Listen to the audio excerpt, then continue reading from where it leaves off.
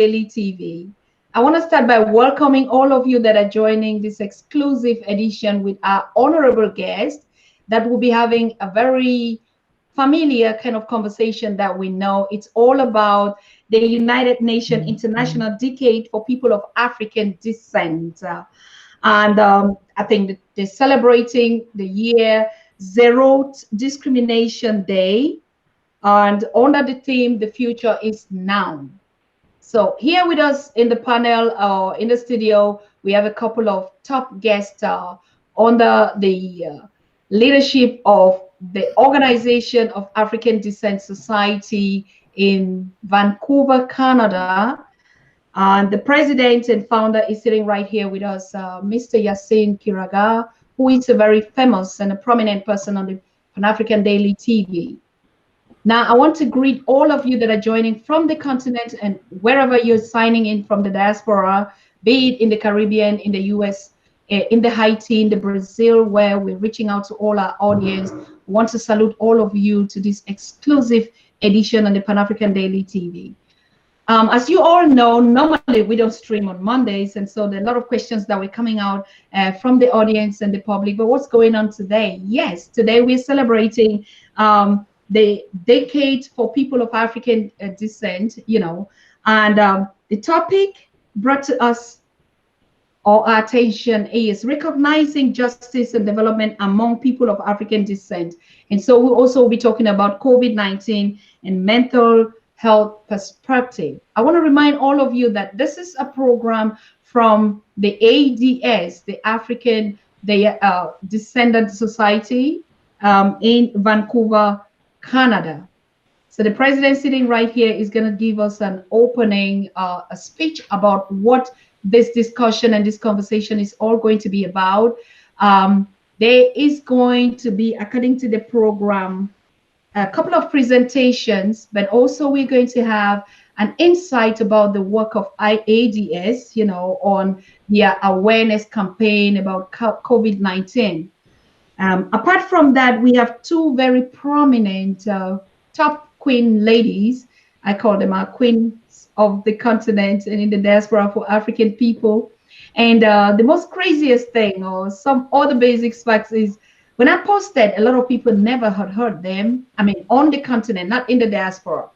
And so we have here, for instance, Dr. Yasin Walker. Dr. Yasin Walker is a dream queen that I have always been looking forward to meet because of her engagement, because of her initiatives. Her work speaks a lot of volumes for herself. But it's unfortunate that a little has been put into the limelight about her engagement and her works out there, particularly for people of African descent. And she's sitting there on the Pan-African Congress for people of African descent, and that we are not singing that anthem out here.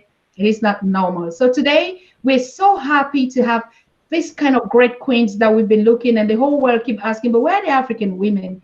Where are the melanated women? We don't hear the voice of women a lot. We hear just a few. But tonight, we're going to introduce you to some of those great queens out there that are doing powerful engagement and works, supporting their communities, putting out an accent there. And you will learn to know them today and forever. So mark down these names today. This conversation is going to be a very special kind of one, because we'll be talking about political injustice, human rights abuse, and stuff like that, which is apparently actually not the kind of conversations that we have here. I mean, we're always focused on our Africans doing it by themselves, but targeting the Africans worldwide.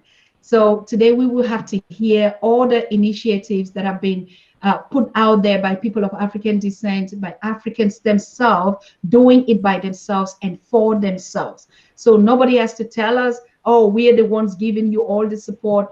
We're the one aiding Africa to become what it is. No, Africans have been doing it from the time of their ancestors right up to now. And you see the descendants, be it from the slave descendants or the colonized on the continent, they've been putting out too much work. The only challenge that we've never had is to have a media that has put the focus and the accent to actually promote and to showcase and to brand the incredible contributions of our people to the development of ourselves and the continent as a whole. For this reason, I'm very engaged and I'm so charged up on these conversations, particularly when I get to discover my brothers out there like Mr. Osei that I'm meeting and knowing for the first time and hearing and reading through his biography, all the wonderful things that he's been doing there in Canada, and nobody is saying anything about it. Wow.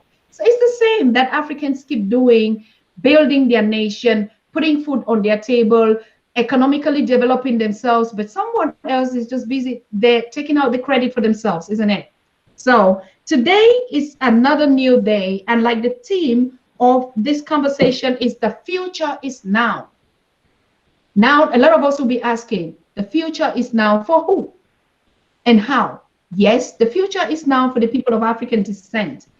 The future is now where we start narrating our own stories, where we change the narratives. The future is now where we put the focus on what we've been doing, how Africa and its people have been contributing to world peace, security, love, whatever.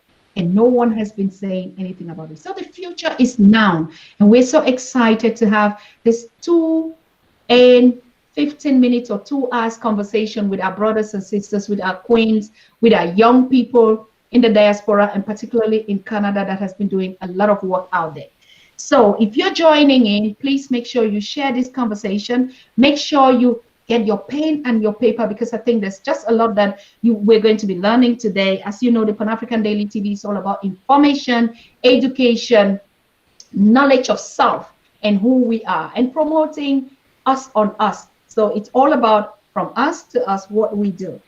Yes, again, joining us on this wonderful panel tonight, we're going to have another prominent African descendant in the name of Honorable Mobina Jeffa. Honorable Mobina Jeffa, I've also had a little bit of glimpse, but not entire focus with her projects in the United Nations, the Security Council for Peace. I mean, I got involved reading about her when she was the special envoy to the conflict in Sudan and all the things she put there. And I also see that currently, right now, she is articulating on the other conflicts like in the Southern Cameroon and Uganda and others. So it would be a very, very heated conversation here today, because Africans are already charged up to find out, yes, these queens have been doing all this. We hear about bring our girls back, you know, from the Nigerias. And now today we're seeing the initiator. Some other people were just branding and promoting those campaigns, but we never knew who were the brains behind that. And Africans have always been the brain behind what kind of initiative, creations, innovations, or whatever. But then the blueprints are always not the same thing, isn't it? So yes, today and the Pan-African Daily TV is just bringing out all these things, and we say the time is now for us to change, to make a change. We've always been doing it, and so that we're not creating anything new, but we just, you know, replicating and showcasing what we've been able to do that nobody has been talking about it. So without taking much of our time, Honorable Mobina Jaffa is going to be joining us on the conversation. And we also have Miss Rita M. Bole, who would also join us on this conversation from the organization that is bringing out this this wonderful panel here tonight. Good. So I would start by greeting the queen in the house, Dr. Walkers. Good evening to you, ma'am. Dr. Walters. Thank you. Thank you.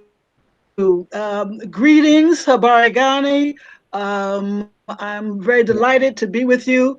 As some of you know in the audience, normally in February or March, I try to be in Vancouver to strengthen the ties with the African Descent Society and the community in general of African descendants in Western Canada. So, of course, we can't do it because of COVID. We have to use technology and do what we can. So I do appreciate this opportunity, and I look forward to an exciting discussion. Wow. And doctor, yes, you said in this particular month. So usually where are you?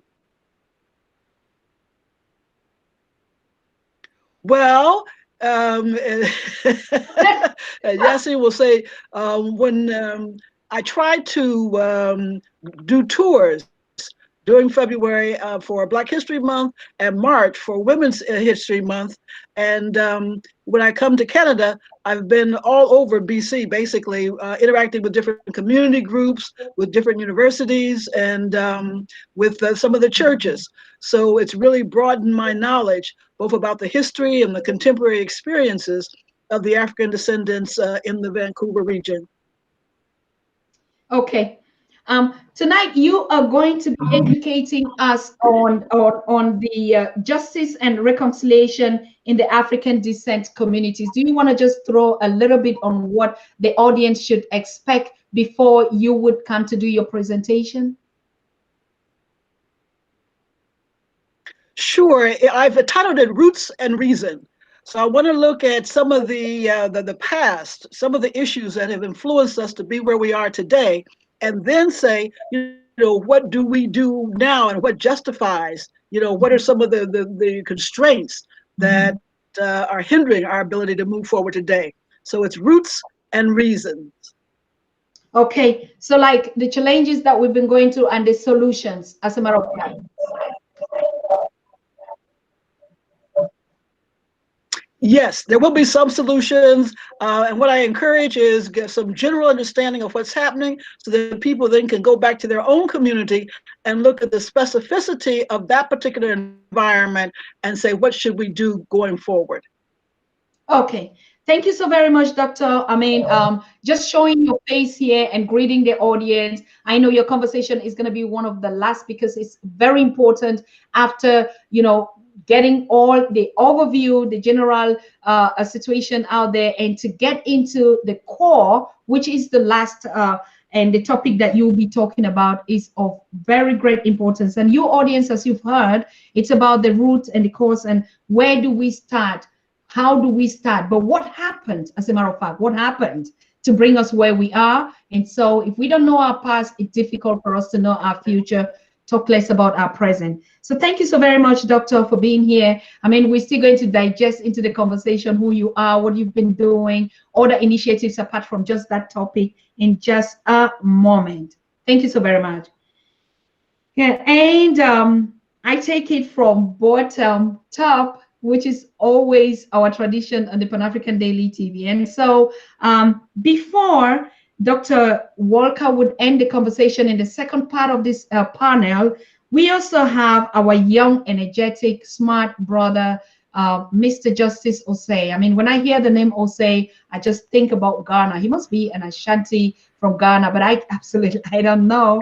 But he's sitting here right us, and if you look at his face, like, we say sometimes we Africans, when you just look at the characteristics of our face, you see the handsome king, you see his black body and his facial, you can already say from which country and even from which community in Africa that he comes from. I suspect he is from Ghana, from the Ashanti or the Yasin. I really don't know. Ashanti. But our brother Osei is right here smiling charmingly on one of the biggest voice out there also in Canada doing marvelous things that we need to discover today. Brother, good evening.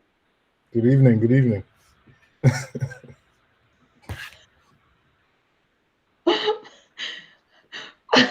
Yeah. So how are you doing? Am I right that you're from Ghana? From Yeah, you called it right. From Ashanti region. Ashanti region. Families from Kumasi. So yeah.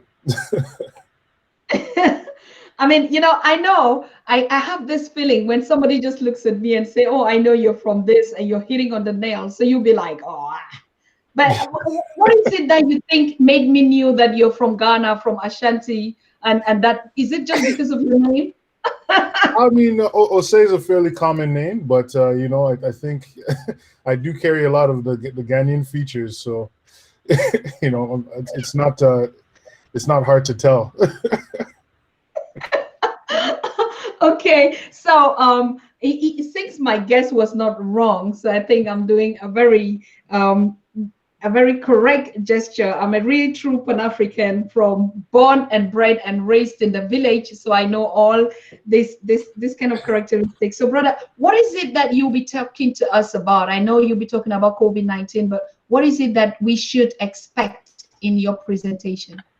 Yeah, well, today I wanted to talk about more of the community responses to the pandemic in the BIPOC and at-risk communities in metropolitan cities. A lot of the time, we've seen a lot of positive community responses from the governments, and we've seen a lot of different ways that the vaccine has been distributed, and different ways that there's possibilities for improvement. But we also see that there's a lot of areas where it could be geared more towards people of color, or geared more towards using this time to actually implement other forms of community change that could benefit the community at large. So more specifically, our community, and kind of unite us in this time when everybody's literally distanced. So I think it's a good time for that. It is, particularly the theme, when the team says the time is now, and like I was saying previously before, what time is it that we're in now, coming out from a pandemic that actually just claimed lives and shut down the whole world? I think this is a more time for reflection and us being grateful to still be here in this dimension to serve people. So is this time the time that you think that if we look behind, looking into what has happened, that Africans would maybe think differently, or we as Black people should think differently? Mm-hmm. I agree. Okay, so yes, we'll be getting into your conversation after the other guest. So normally we should be having a short introduction of Honorable Mobina Jafar, but she is not yet here. She's preparing to join us on this conversation, and we're also waiting for Miss Rita, the assistant from the ADS. But right now we have the president of this organization here, and we would give him the floor to tell us about the whole of this program, how they came up to this summit, and why is it necessary now, and why the topics, and why now. Mr. Yasin, over to you. And the team for Pan-African Daily TV, thank you so much again to give me the opportunity to come back here at this African International TV station. It is a great honor again to say that thank you so much for such a wonderful job you are doing to represent the voice for the people of African descent worldwide. Would not have BBC or CNN and Al Jazeera, but now we know that at least Pan-African Daily TV has hosted several celebrities around the globe to deliver the message about people of African descent, arts and culture, and of course the other issues that are affecting people of African descent, and those are transformative leaders doing great things around the continent and the diaspora. I also wanted to send a direct message and a strong welcome for my mom. She's my mother, and a great mentor and a leader whom I think one of the greatest, most influential women around the world. Yes. And an icon of Pan-Africanism. And we are here on Pan-African Television. It's a great honor, this TV, to host Honorable Dr. Julia Walker, President of the Pan-African Movement of North America. As you'll hear from her, is a woman who has contributed for decades fighting for human rights for the people of African descent, and of course as a trained lawyer, but also she spent decades as one of the women on the front line fighting for promoting for Pan-Africanism. So I'm always feel happy and motivated to see her around. She's a strong leader within our communities, and that's why we're so proud all the time to have her here. And also, I'm just very happy to see my brother, welcoming my brother and a partner in many different businesses we do, work we do in the community, Justice Osei from Vancouver, raised in Toronto, grew up here in Canada, but also with the Ghanaian heritage. So thank you so much again to having me here. I'm here today on behalf of the African Descent Society as the founder and the executive director of the African Descent Society, British Columbia, which promotes arts and culture for the people of African descent, and presenting, providing live music shows, tours, but also we are known for advocating and promoting the International Decade for people of African descent. Today is a great day that we are ending the Black History Month. All of you know we sometimes call it the African Descent Heritage Month or African Heritage Month. And we are celebrating this month with the end of a very important issue, the International Decade for the people of African descent, which brought us here today. And of course, today, this day, it matches with the International Day, United Nations Day of Zero Discrimination. And the International Decade was proclaimed for the purpose of trying to end discrimination, recognize and justice for the people of African descent, which matches the same day with the United Nations Zero Discrimination Day today. The reason why we are here today, we have come to honor the end of the Black History Month, but also we have come to end this month as with a celebration, of a reminder of a very important international issue and a Canadian issue, and this is the International Decade for the people of African descent. This is why we are here. We are going to look at this decade in a number of different directions. Some they will talk about it in terms of the international phenomenon going on around the people of African descent, the recent issues you've had from United States, the murder of George Floyd, but also the issues which is going on in Canada. As I'm speaking right now, our prominent judge, Justice Donald MacLeod, is battling with a case in the Canadian Parliament, in the Canadian High Court for representing his community, for being part of the community while he is a judge. That is the situation why we are celebrating this month. We also celebrate the month to remember and honor the contribution of people of African descent, especially the African Americans separated from United States in the 19th century, coming to Canada. Before Canada, it is what it is.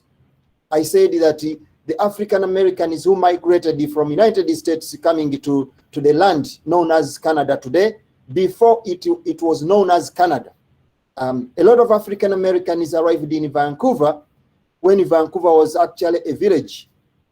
Today, we know that it's one of the top most influential cities around the globe. But at the time, Vancouver was completely a village. When the African Americans arrived here in Vancouver, they made it what it is. The families, some of those families arrived in Vancouver, the Josephine Sullivan's families, they made it completely a strong advocate, their son Arthur Sullivan, that Vancouver should become a city. And it is surprising today that when you come to Vancouver, completely is empty, as if there have never been any people of African descent. And even if those Africans today come to Vancouver, they will be encountered with the pushing them that Vancouver is expensive. You cannot stay here. You have to go to the outskirts of Vancouver or to other parts of Vancouver. The city they created today is very expensive for them to live in. They arrived in Victoria before when the province became a city, or when British Columbia became part of the Confederation of Canada. But today, when we look at today, I mean, African Americans arrived in BC when British Columbia before joined what we call the Dominion of Canada, or became part of Canada. When the British Columbia as a province was completely not legally a provincial government. They started it from scratch, and the Yale Conference, which led to the negotiation that British Columbia should be part of Canada, it was the great contribution of African Americans who advocated. Mifflin Gibbs was among those people who advocated that BC should definitely join to become part of the what you call today Government of Canada. As we know that British Columbia was one of the last provinces to join to become part of the Dominion of Canada. African people were here struggling to negotiate those negotiations, and finally BC joined to be part of Canada. Again, when you come to BC, you cannot see all those contributions made. You cannot even believe that such ideas were part of the African descent community, that such struggles were partly contributed by the African descent people. And also, we also need to remember, as we are celebrating this decade, that here in British Columbia, the first governor of this province, Sir James Douglas, he was also a person of African descent, being that his mother, he was from Guyana, is a former free slave from Guyana, who later became a mother of James Douglas, with a father is from Scotland, working in sugar plantation. And as we know, all of us, that a lot of Africans, when they were brought from Africa as Africans, they were enslaved. They are given titles as slaves. They were named Negroes or slaves. But the son of a former slave, James Douglas, he became the first governor for the province of British Columbia. And this is him who made the invitation that due to the racial discrimination, the Jim Crow segregation in United States, African descent people should migrate to come to BC, in which they call the land of after Canaan, the land, a promised land. But now we are going to go through this decade and analyze the decade to see whether the British Columbia, whether people of African descent today, Africans, African Caribbeans, African Americans, can really call Canada, British Columbia, a land of after Canaan, because many of these contributions, a lot of them they made, they were discredited, they were destroyed with what was known as the urban renewals in Vancouver especially. But also as other African Americans decided to go back home when slavery ended with President Abraham Lincoln, with the declaration of the end of slave trade. Some of the African Americans find no more use to stay in British Columbia. They decided to go back home. But that was not the reason. It was the major issue of racism, racial discrimination, and other related intolerances, which led to so many of them to lost what they had created or what we see today. Ladies and gentlemen, I said that we are celebrating the International Decade for People of African Descent. What is this decade? Why do we celebrate it? Why is it now, as the theme say behind me, the future is now? Why is it now?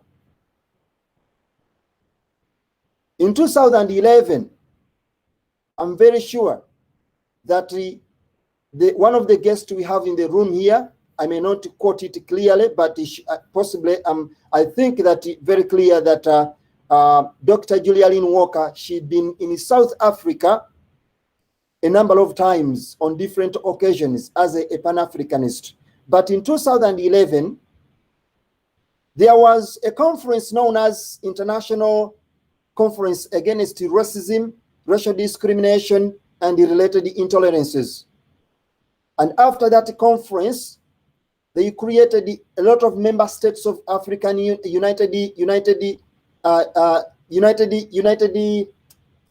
African Union and the members of United Nations. They all came together, including other countries from the diaspora. They all came together to discuss on the issues affecting the people of African descent. The issues of African descent, people of African descent were raised in 2011 in the International Conference Against Racism and Related Intolerances. But these are the people who the people of African descent are combined all together in the diaspora, comprised of different courses of migration and different courses of locations and settlements. Some they're in Brazil, others in South America, in Caribbean, others in Europe, while others here in North America, Canada, and the United States. So when you get all the total population of all those people, their heritage is from Africa, the population is about 200 million Africans live outside the continent. Today they are known as the sixth region. All of them comprise into what we call the sixth region of Africa, according to the African Union. But even if these 200 million people live out of the continent, a lot of them faces serious related intolerance problems, discrimination, human rights violation, as we have had here in Canada. I've already mentioned that one of the highest influential personality here in Canada, Justice Donald MacLeod, today, as we are ending this, we are celebrating this decade, himself is battling with the legal cases in the Canadian High Court for being a judge while supporting or defending the rights of the people of African descent. That is the punishment right now, the cases brought against him. We need to think about that as we are discussing about this decade. So as I said, that the serious intolerant human rights violation and other related intolerances brought so many member states around and members of United Nations to come and question and try to think together, to identify alternatives together, how they can end up these related intolerances and human rights violation for the people of African descent, those who live in the diaspora. They created what is known as the International Year for the People of African Descent.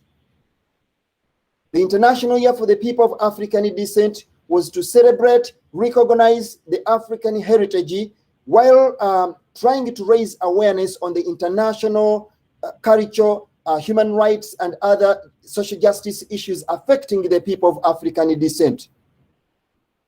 Therefore, after that Durban Declaration, the member states in 2013, in December 2013, United Nations passed the resolution 68/237. And this resolution was international resolution that should be implemented by all member states of United Nations, which brought or which lead to what is known as today the International Decade for the People of African Descent, rooted from United Nations Resolution 68/237, which declared that 2015-2024, the 10-year period is going to be a celebration for the International Decade for People of African Descent. And I said that the people of African descent, they are comprised into 200 million. In Canada, there are about 1 million people of African descent nationwide, while here in Vancouver, where I live, there are about 35,000 in Greater Vancouver, people of African descent, and that can comprise together the total population of people of African descent in British Columbia. They are about 50,000 in total. So British Columbia become one of the, I think, the third Canadian province with the largest number of people, preceded by Alberta and then Ontario. But after looking at all that population, and then you look at the International Decade for the People of African Descent, it was referring to the number of people I'm talking about right now here in Canada, the 1 million Canadian, and then the 35,000 people in Greater Vancouver, and then the 50,000 people within British Columbia. These are the people that I came to bring the message with, and the people that I came to represent and to speak about. I brought here and also came to protest for the debunked check that were given, the empty check and the check that was full of empty promises that the people of African descent, they have actually contributed. They have contributed for the last 450 years their presence in Canada. They have fought the battles in the war 1812. The Jamaican Maroons who were deported from Jamaica and brought them here in Canada, they settled in Nova Scotia, in Africaville, Nova Scotia. And we can also not here to forget the people of African descent who arrived in Canada, known as the Black Loyalists, arrived in Canada around 1782, 1784. And that was the time when Canada was still completely known as Canada, with no name called Canada. The Black Loyalists were brought here from United States just on the agreement to fight these wars.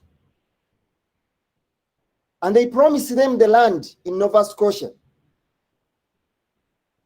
realizing that after the war, Canada became what it is today. The land, it was completely infertile land and unsafe for them to stay in Nova Scotia.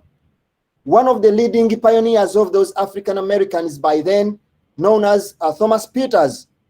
Those who don't know Thomas Peters, you can Google him in Wikipedia, Thomas Peters. You can also find him in Google. Google last year honored his contribution.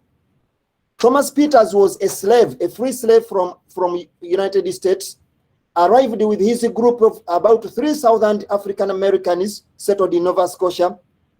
But when they realized that the land was completely infertile, so many of them decided to propose that Canada was not a safe land for them. There was racism. There was no rights to the church. If they had been granted the right to attend the church services, the African Americans were only being allowed the chance to stand behind, but not in front. So they were here to fight to be in front. They were here to fight to preach, the rights to preach, the rights to have the land, the rights to engage into political participation, and the right to have their own representation or leaders. Those are the fundamental freedoms that the African Americans had lacked, had been denied when they were United States, and they came to Canada trying to search for those freedom and liberty for them to be recognized in the society as part of the human being, as part of the society in Canada. Having been realized that such rights were not being granted, they were not being available for them, Thomas Peters proposed, with the support of the Granville Sharp and Henry Thornton, that Africans, it was their time to be returned back home. 1794. The first ship, about 15 ships, landed to Nova Scotia to return African Americans. They all decided that enough was enough. The only option, they could not go back to United States. The only option they had by then was to be returned back home. And the country, so many people who don't know, a country known as Sierra Leone. The capital city of Sierra Leone is known as Freetown. Freetown, as you hear, free slaves. Free slaves, these are African Americans who migrated, who were brought by the United Empire Loyalists in Nova Scotia.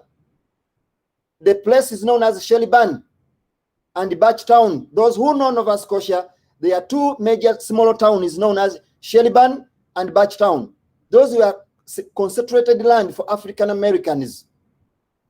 They decided that the land was infertile, and the Queen granted them the opportunity to be deported back.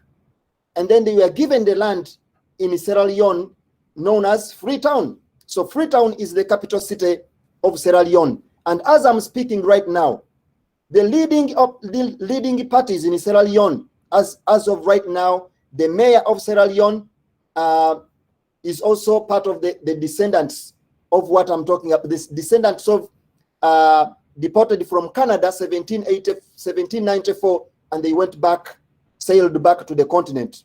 That is the relationship I wanted to make why we are celebrating this decade. The future is now, and why is it now? United Nations and member states, when they granted the opportunity to have this international decade in 2015, 2024, it came with the objectives. There were three major objectives: that there was a need to recognize the contribution for people of African descent. There was a need to recognize the arts and the culture for people of African descent. And there was a need also to understand the past experiences, injustices, recognize and respect justice for the people of African descent. But I've been explaining to you all this along the way. You have already seen that exactly these are the fundamental human rights and liberty that the African Americans made them to fight the battle to defend Canada on behalf of the British. But when after the Canada became what it is today, the African Americans were given the empty check.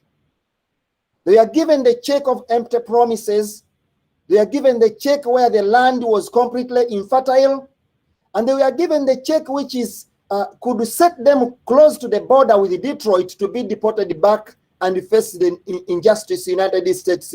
They definitely had to flee and leave Canada to go back home in Africa. But it's not surprising to me that even after about 450 years down on the road today, the people of African descent had not been granted the liberty. They have not been granted the freedom and the human rights values which they came to seek here when they called Canada a land of Canaan. And this is why United Nations, when they introduced the International Decade for people of African descent, they made it very clear that the theme of this decade will run from December 2015, December 2024, a 10-year period plan. And then they created the expert working group known as International Decade for the People of African Descent Expert Working Group to monitor and observe the development and the procedure and the process, how member states of United Nations implement, recognize the International Decade for the People of African Descent based on the reasons I've mentioned before. What is the Canada's contribution ever since this decade established? Canada had not implemented the International Decade ever since it started until 2018 in January. But prior to that, in 2017, there was a federation, what is known as National Black Canadian Summit, a summit which was in Toronto, which brought thousands of people of African descent together to discuss how can the government of Canada implement the International Decade for the people of African descent. I therefore here to witness that the African Descent Society of British Columbia had started this decade campaign right after when we had the message in South Africa that the United Nations had declared 2015-2024 as a decade for the people of African descent. So we decided to launch this decade. Our organization, those who know, it was known as United Black Canadian Association of BC. We changed the name and it became African Descent Society. The festival was known as African Music Festival. We changed it and rebranded it into African Descent Festival. And then we made the collaboration with the United Nations in Geneva and the Office of UN in New York. Then we started the campaign. And then 2018, Government of Canada introduced the International Decade for the People of African Descent with three main areas that the Prime Minister of Canada focused on. And this is the federal government, the Liberal government. Prime Minister Justin Trudeau, he was so much concerned that the people of African descent had not been recognized. And then he said that he had introduced $200 million to support the African descent community on mental health and youth history of African descent, and of course, on to support the capacity building for the people of African descent. But what I want to emphasize here, even if this fund were established, this is just a token. It's a tokenism to what the African descent people have already contributed. The African descent people in Canada, they have been in the military. The Maroons contributed. They have been on the war front. The Maroons, the Jamaican Maroons, they fought in First World War. There was the War 1812, which was a very difficult war for Canada to win until they brought engaging with the African Americans be part of these conflicts. In British Columbia, the African Americans themselves, they had their own military battalion. The African Rifles Corps in BC, it was there. They've been in the military, they have been in the front line, they have died as the white man has died. You know, they have faced the worst form of all trials, and the tribulation is the same way that the white people have gone through this. But the most important thing that the African people have contributed in terms of sports, we know Harry Jerome, one of the famous world athletic champion. We know Emile Barnes, who later became the Speaker of the Parliament here in Victoria, and also known in sports, one of the highest high jump and a member of the BC Lion Sports. We know Joy Fortes, who really was one of the pioneers of the English Bay swimming, and he saved about 1,000 Canadians who were drawn up in water, making him a Canadian hero, the best friend of Canadian forever. We know Senator Mobina Giafa from Africa. We know Jean Augustine, Honorable Jean Augustine, who founder of the Black History Month, which we are celebrating today in Canada. She's from Guyana, where James Douglas originated. We know Jean Michel, you know, the one who was the governor of Canada, and so many other. I know Ahmed Hussein today is the Minister of Social Development, and so many other important contributors who have made in sports, in politics, in social justice, lawyers, judges, and this is right from the beginning when Canada was not completely Canada, but a mere village. African people have been here. And the Prime Minister said that we cannot be Canadian if the African descent people are not part of Canada. We cannot celebrate the African descent history we cannot celebrate Canadian history if we cannot celebrate the history of people of African descent.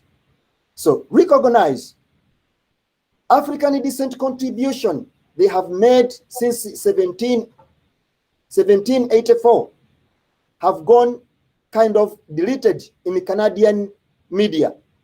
And this is the importance. Last time when I was here on this platform, I mentioned that it is important to have our own media. I mentioned that the Pan-African Daily TV should have been such a great honor to be introduced globally to represent these voices, because whatever contribution made by the African descent people across Canada have been deleted out of the Canadian encyclopedia, have been deleted in the libraries, have been deleted in the parliament, have been deleted on the street, have been deleted in all forms of culture and religious institutions. Even Human Rights Commission founded by Rosemary Brown in British Columbia, where I live, there is no any person of African descent. Even the first church that introduced by the African Americans in Vancouver, that was in 1859, they were also tried inside in that way. Today there is a provincial court. You cannot go there and find whether that place it was once the first settlement site for the people of African descent. We know that in Vancouver, part of the downtown east side, it was heavily concentrated by the African Americans with the major contribution in entertainment, in culture, in politics, in sports. None of those when you go there to see any form of a landmark. That is what we call cultural expropriation.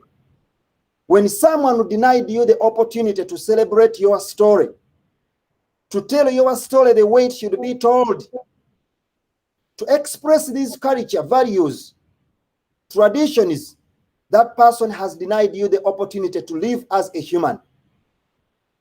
So the International Decade for People of African Descent proclaimed to represent the people of African descent, to honor, to recognize justice and the development. And then when you look at the current injustices happening today, you may think definitely that Canada has not learned anything from the old order, and they regret nothing from the new order. And this is where we need that it's time now to develop ourselves and create a new future, and that future is now, not tomorrow. Thank you so much. President Yasin, I mean, an applause out there for your engagement, your courage, and your organization. You're doing a very incredible job out there and putting out this wonderful program out here for the Black History Month celebration for people of African descent. We think we are so honored and thankful for having you. Yes, as I can see, we have Senator Mobina Jeffa, who is right here with us. And because of time and because of a lot of things to discuss, I think we will have to bring her live on the show. And be aware of the fact that she, as the keynote speaker, would like to take direct questions. So immediately after her presentation, we're going to open the lines. And so if you want to address a direct question to her, or you can also send your question through our chat, yeah, exactly, on our chat. So we would have the senator here before Rita would have to come on the show deliberately after. And please keep it really short because of time and because of open questions. The audience is also looking forward to have this conversation, to share the works and the engagement of you all out there. So thank you so very much, Yasin. And yes, we'll get back to you on open questions. So yes, so if the senator is ready, I think we are ready.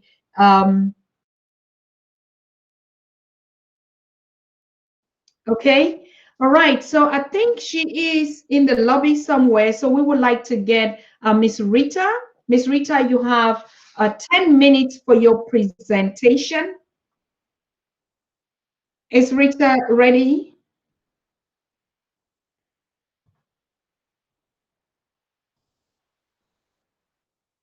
Yes, good evening, Miss Rita.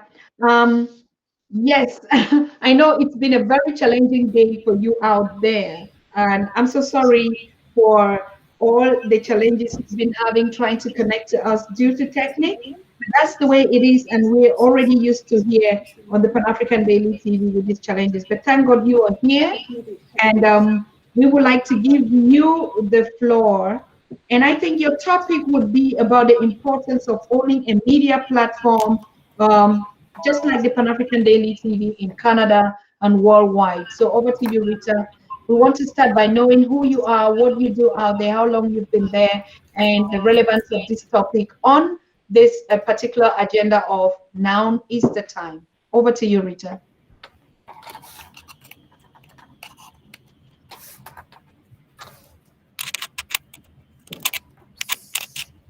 Okay, thank you very much. Can you hear me? Yes. Perfect. Thank you, Dr. Suzanne, so much for this opportunity. I'm so glad to be here. So today we are celebrating the UN International Decade for People of African Descent. And yes, I'll be speaking about why we need to expand our media platforms like TV stations all over the world. My name is Rita Margaret Buwule.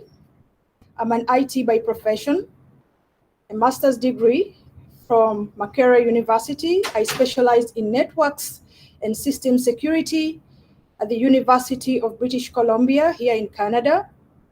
And currently I work for the Government of Canada as a technical support coordinator. And this is an insurance ministry. So before I go further into my discussion, I would like to read a statement from the UN International Decade for People of African Descent, and it's from here that I'll base my discussion. So ladies and gentlemen, thank you for being here tonight and giving us your time to listen. So according to UN, there are around 200 million people identifying themselves as being African descent, and they live in the Americas. Many million more people live in other parts of the world outside the African continent.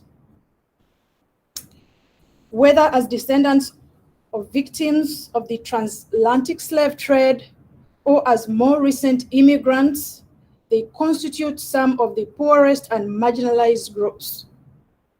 Now, studies and findings by the international and national bodies demonstrate that the people of African descent still have limited access to quality education, health services, housing, and social security.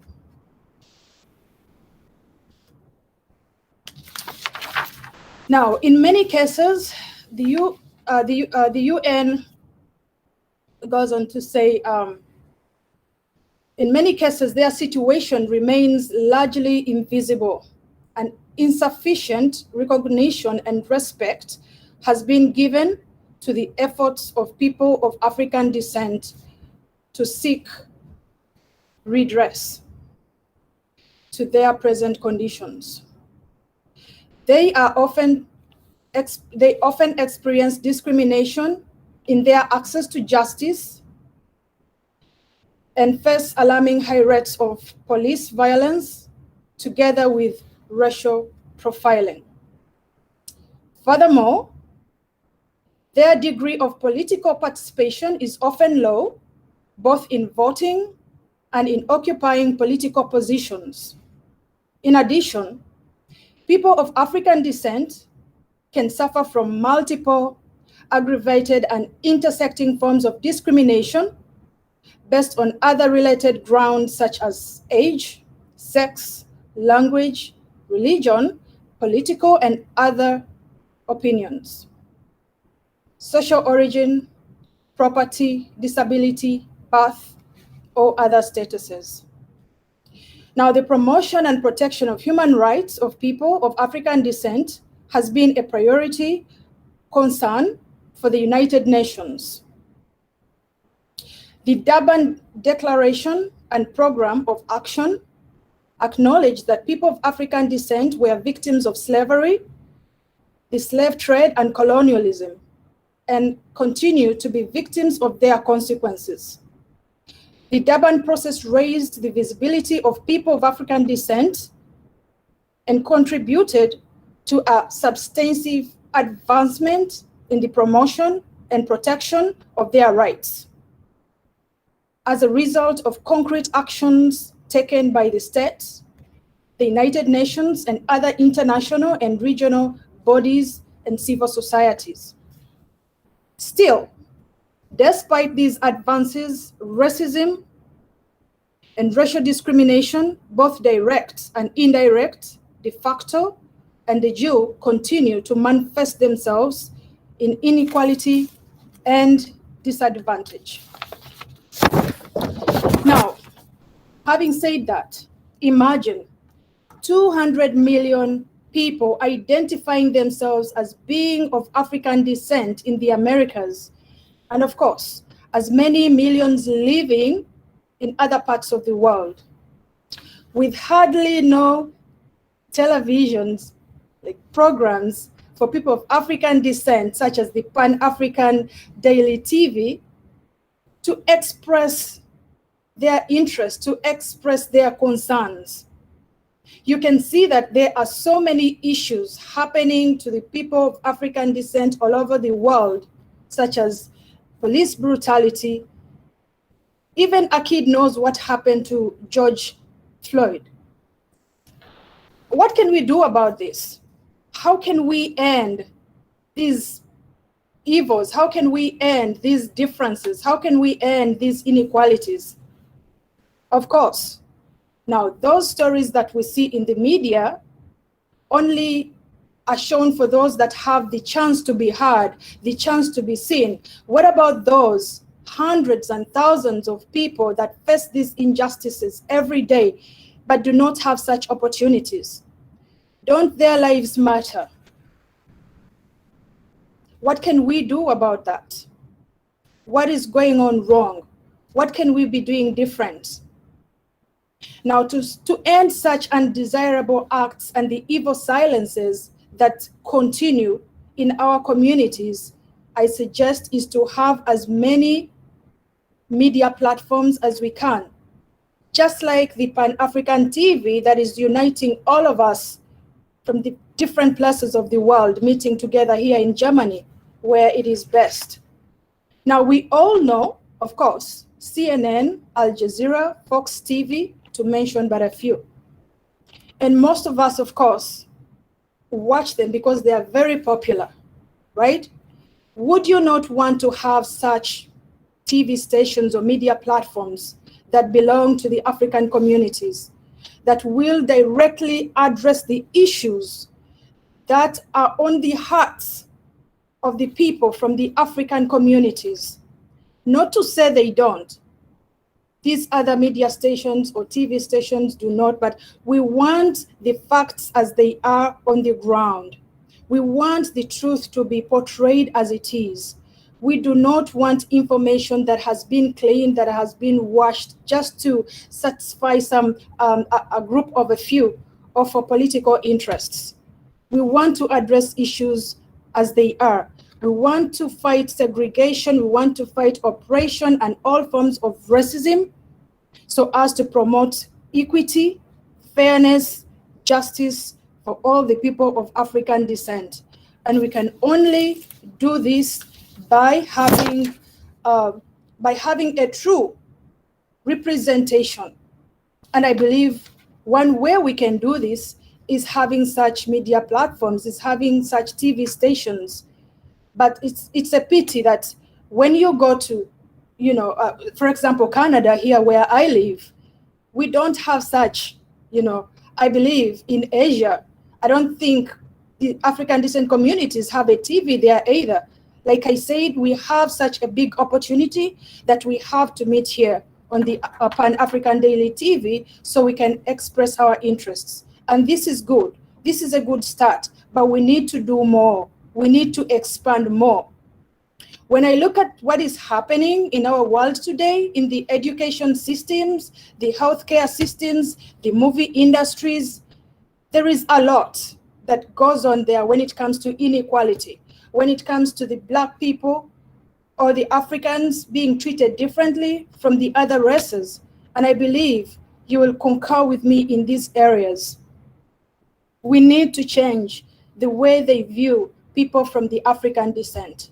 You see, the world knows that Africans or people from the African descent are very, very good in sports, are very good in music, talented in that area. But they also know Africa is a developing country. Africa is a poor country. To me, I think that is misrepresentation. That is wrong information. If you ask for my opinion, I'll tell you that Africa is one of the richest, if not the richest continent that we've got. So my question to you here is, how can we increase voices? How can we reach out to more and more people of African descent that are going through things that don't have the opportunity to be, represented on media, on TV, on radio stations? How can we reach them? It pains me so much to see the young girls in the Middle East, the ones that go to work in the houses, the way they are treated. It really pains me to see that, to hear those stories. How can we stop those? Who can talk for them? We are the very people to do this work. Nobody's going to do this work for us. It starts with you. It starts with me. We have to come out and not just talk, but take concrete actions to do something that makes a tangible difference, something that we see. I cannot get tired of appreciating Pan-African Daily TV because this is something that is tangible. Now we need more of these and we need them now. I'll tell you this. In this pandemic situation, for example, if I ask you, right, they say, I mean, we should be having, for example, factual daily people that are affected by COVID-19 or have died from COVID-19. Where can we get this information on a daily basis? How comes we have reports from different areas, but when it comes to our very own, these are nowhere to be seen? What is going wrong? Now, they say COVID-19 has impacted a lot of people of the African descent, but can we get a full story out of this? We need more voices to speak such issues and much more. We can help ourselves by strongly advocating for the need to have more representation. And some people might ask me, okay, how can we do this without external help or external influence? You see, Africa, or the people of African descent, rely so much on external help. And yet we have what it takes to do these things by ourselves. We have the resources. Like I said, people from Africa, like Africa is one of the richest continents here. Raw materials, resources are coming from Africa. We're just not thinking and doing much more than we are supposed to actually be doing. One way I would personally suggest how we can, broaden our social media and create more TV channels, for example, in my country where I currently live here, and of course other countries outside Canada, is, for example, starting up initiatives like the $1 project. Start up the $1 project in your communities. Mobilize, your fellow people and well-wishers to contribute towards this cause, because this is very possible. We can do this, right? Because we need a fair representation. We need to fight for the people of African descent. This has to stop. These differences have to stop. We cannot just continue talking and talking without doing anything, without taking concrete, measurable steps. This is the 21st century. I cannot understand how countries in Africa so much depend on Western help, Western influence. It's just too much. That way you can end up being compromised in almost every decision you take. You cannot think independently. You cannot take actions independently. Somebody that gives you the money always, is going to have a big part in the share of decision making.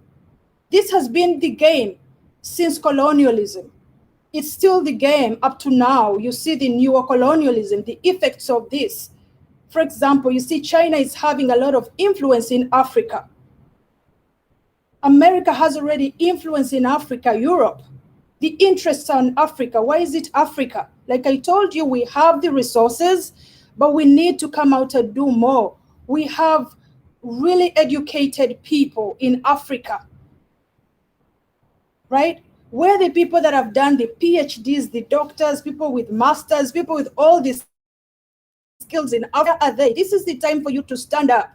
This is the time for you to talk, right? For example, here in Canada, in the African communities, for example, we still have a lot of work to do when it comes to coming together, uniting and discussing about such ideas, because it's like most of the time I have an impression everyone for their own. This is the time to borrow ideas from other societies that have established firm foundations.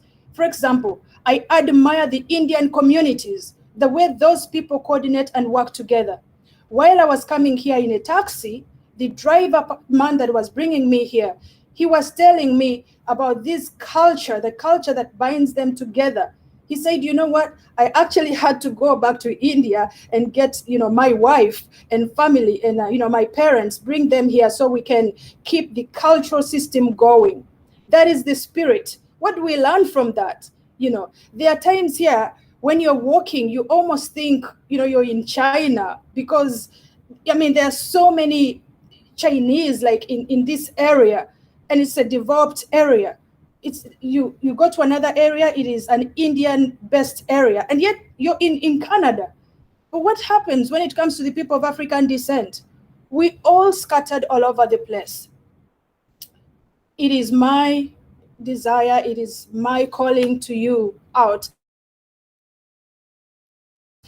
willing to step out of my, my comfort zone, which I've already stepped out of my comfort zone, and do the very, very best that I can to bring about change, to bring about concrete results. We want to see results. Now is not the time to just talk. No. We are so tired of people talking, people coming, promising things and not delivering. This is not the time for, that kind of, speech. We need action. We need people to come out, whether they're our, leaders in the political arena, in the religious arena.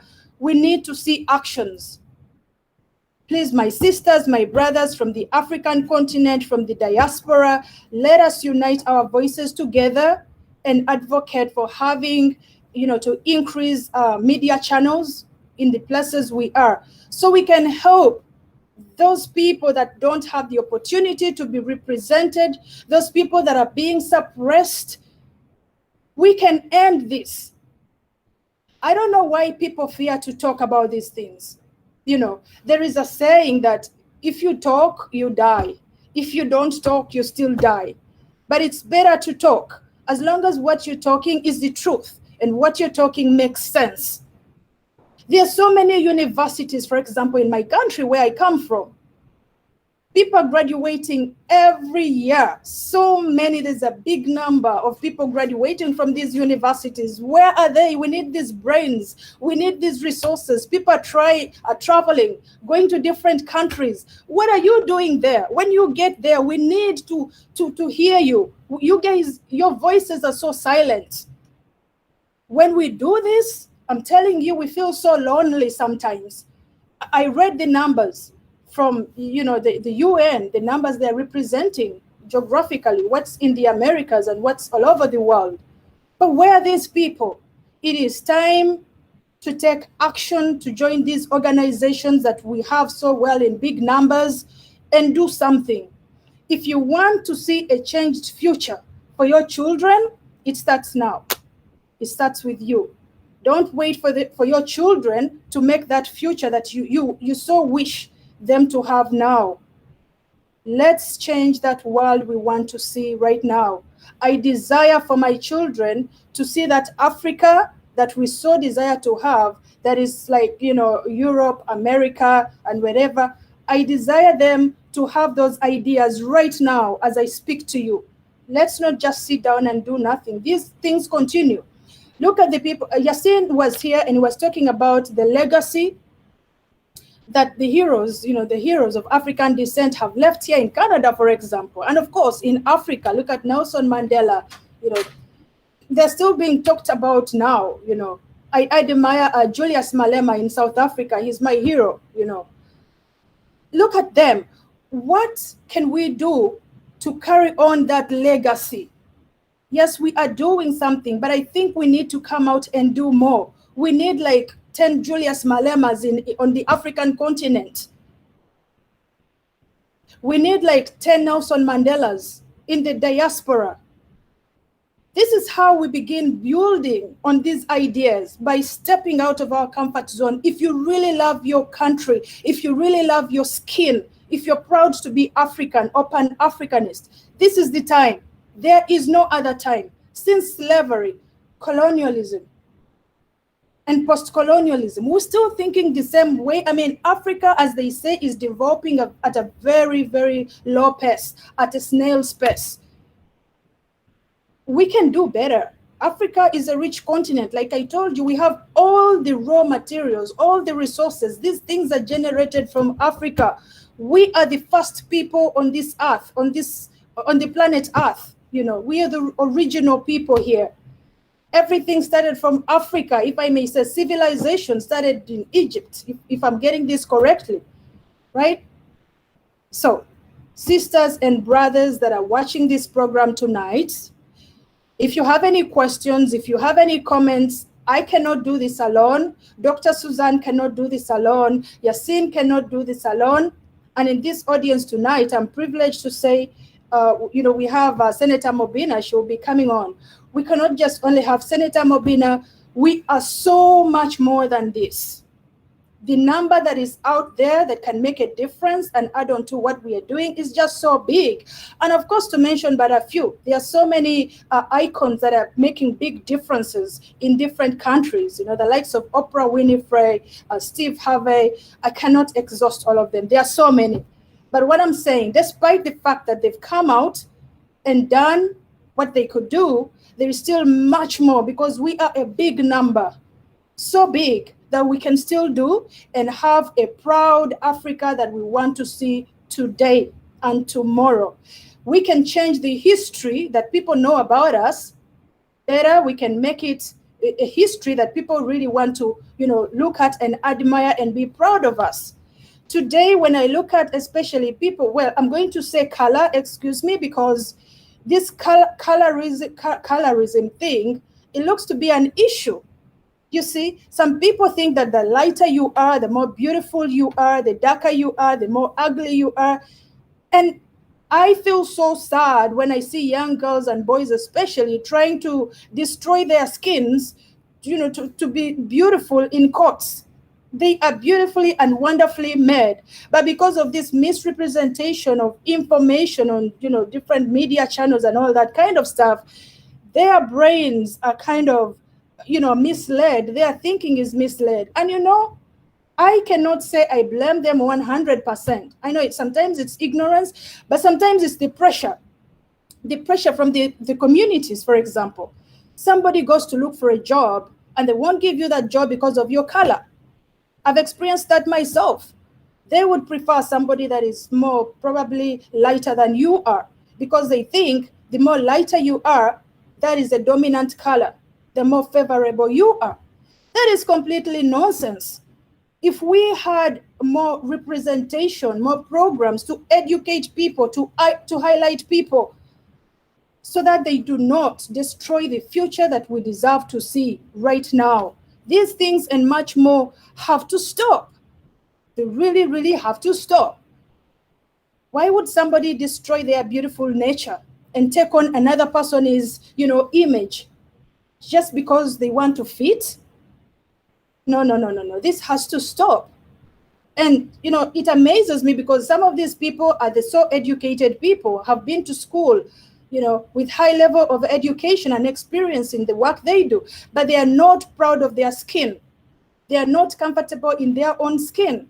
They just want to be like someone else just because they have a very low self-esteem and self-hate because of the skin they possess. How can we preach this information and change the way people think? This is it. This is what we deserve to do. Talk and reach out to as many people as we possibly can. The other thing I would conclude by saying that, what happened? Sorry. I'll conclude by saying, please, let's think more on how we can collaborate together to establish, such media televisions and programs. As I mentioned, a $1 fundraising system. And of course, there are so many different other ways, I believe. Like I said, we are a rich continent, we are a rich people, we are a rich resource. So let's stop begging and relying more on Western influence and the powers like France, Germany, UAE, Russia, the so developed countries. We can create that future that we want our children to enjoy now. That dream is a reality right now, and the future is now. Thank you very much, ladies and gentlemen, for giving me this opportunity to speak to you and the host, Dr. Suzanne. Thank you so much for having me on this program. I really do appreciate, and I wish you all the very best tonight. Thank you. Thank you very much, Rita. I mean, we're so grateful and honored to have you. And you still owe me a one-on-one conversation. So yes, we would take that. You're so brilliant. And particularly young women and girls in your category, we need a lot of them. You like an IT specialist and working out there for this government. It is really time we have to work for Africa, for our people. But you're doing an amazing work. I want to congratulate you. I'm so impressed, and I'm looking forward to have you again on a one-on-one on other topics that you know what we're talking about. So thank you so very much, sister. Keep up the good work out there, and we stay in touch. And Good. thank you for having me. Thank you too.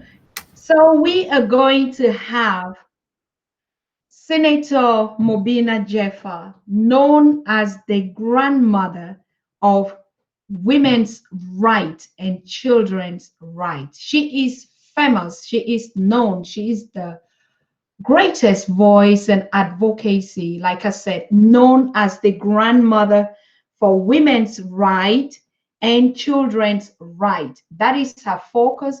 That is her, what can I say, her ticket. If you want to know her, this is how the world knows her. Apart from those of us that have not had that privilege and opportunity, yes, to know who she is, please welcome with me on this panel our keynote speaker for tonight, Senator Mobina Jeffa. And her topic today is going to be on justice and reconciliation in African descent communities.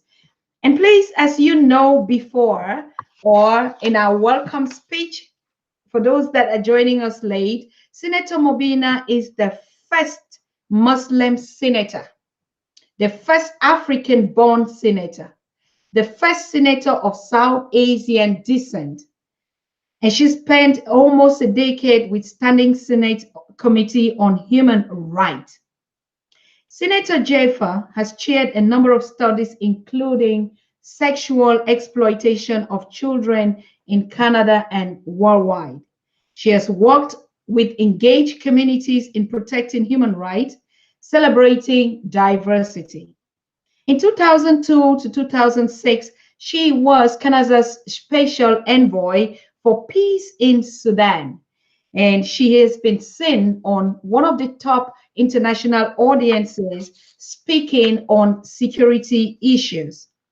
She has a 30 and more years. Of course, she's a lawyer by profession and by academics, but also she is the first Black or African descent woman to have a degree in law in Canada, and which she has defended with all potentials that she has. So she didn't only just acquire these degrees and then sat with them and sat on the desk to earn her living. No, she put everything that she studied into action and say she has to be the advocate for what others did not have the opportunity to have. She's going to deliver it to them.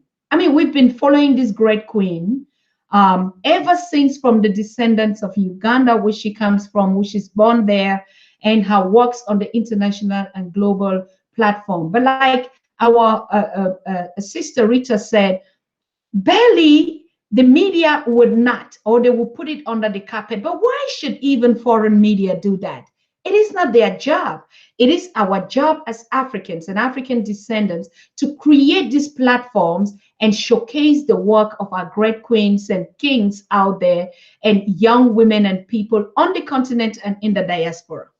For this reason, it is a wonderful honor and a pleasure, particularly a queen mother known as the grandmother for women's and children's rights, serving the United Nations Security Council and being an advocate for, the rule of law and human rights abuse, particularly for women and children in conflict zones. Hey, we cannot be more than grateful for having you here, Honorable Senator. It is a wonderful pleasure. You look so beautiful and so charming. Of course, African queens are always the most precious, and particularly when they deliver services that are humble and noble services to their race and to their descendants.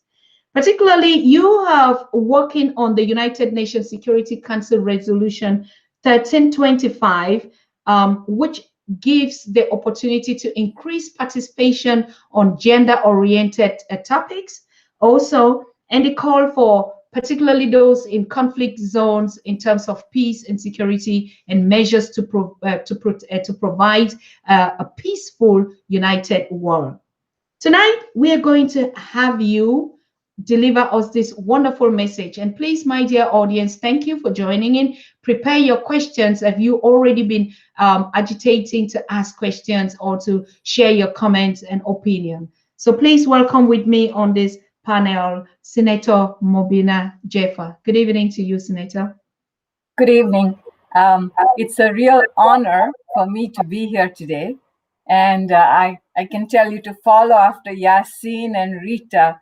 It's a true honor. And I want to say to you that as a daughter of a politician from Uganda, and now here, it gives me absolute honor to be here. And I just want to, before I speak, I've just been all morning on calls with my sisters in Nigeria.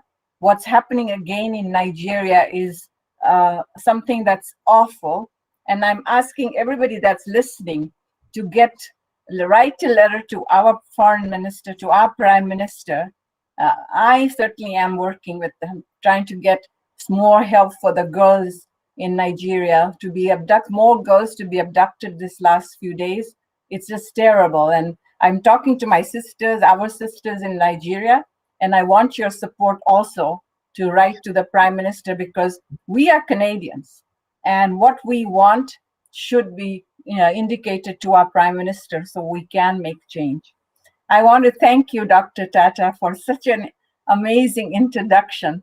And in another life, I would have said, well, from now onwards, it'll just be downhill because I won't be able to meet the very, very amazing introduction you have kept. I will never be able to meet that expectation. But for all those who are listening, I want to say to you that I'm a sister that has the privilege to sit in the Senate of Canada. I represent you from British Columbia, and I want you to know that there is no point me sitting there if we cannot work together and change lives of our brothers and sisters here in Canada, and more importantly, around the world as well. Last Saturday, I was very happy to participate in another event hosted by the African Descent Society in British Columbia. I always feel very lucky when I'm around Yasin and Rita, two major members of the society. And when they often ask me to participate, and I try my very best to attend everything they ask me, because I always learn from them.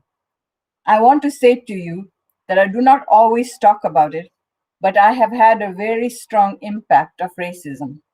As the first Muslim senator, the first senator of South Asian descent and of African descent, I continue to be saddened by not only my own experiences of racism, but the fact that my daughter, granddaughter, and my brothers and sisters' children are also going to face racism, and we together have to find ways to change that.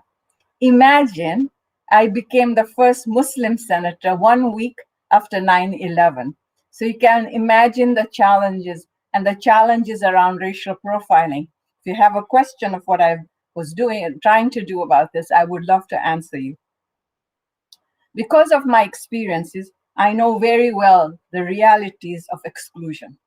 I am constantly reminded of how much work we still have to do to ensure that every Canadian is given the necessary opportunities and provided with the resources we need to achieve success in Canada. This year is one of those years which falls under the International Decade for People of African Descent. The United Nations Resolution 68237 calls for all UN's member states, including municipalities, provincial, and civil societies, to recognize the many contributions of people of African descent around the world.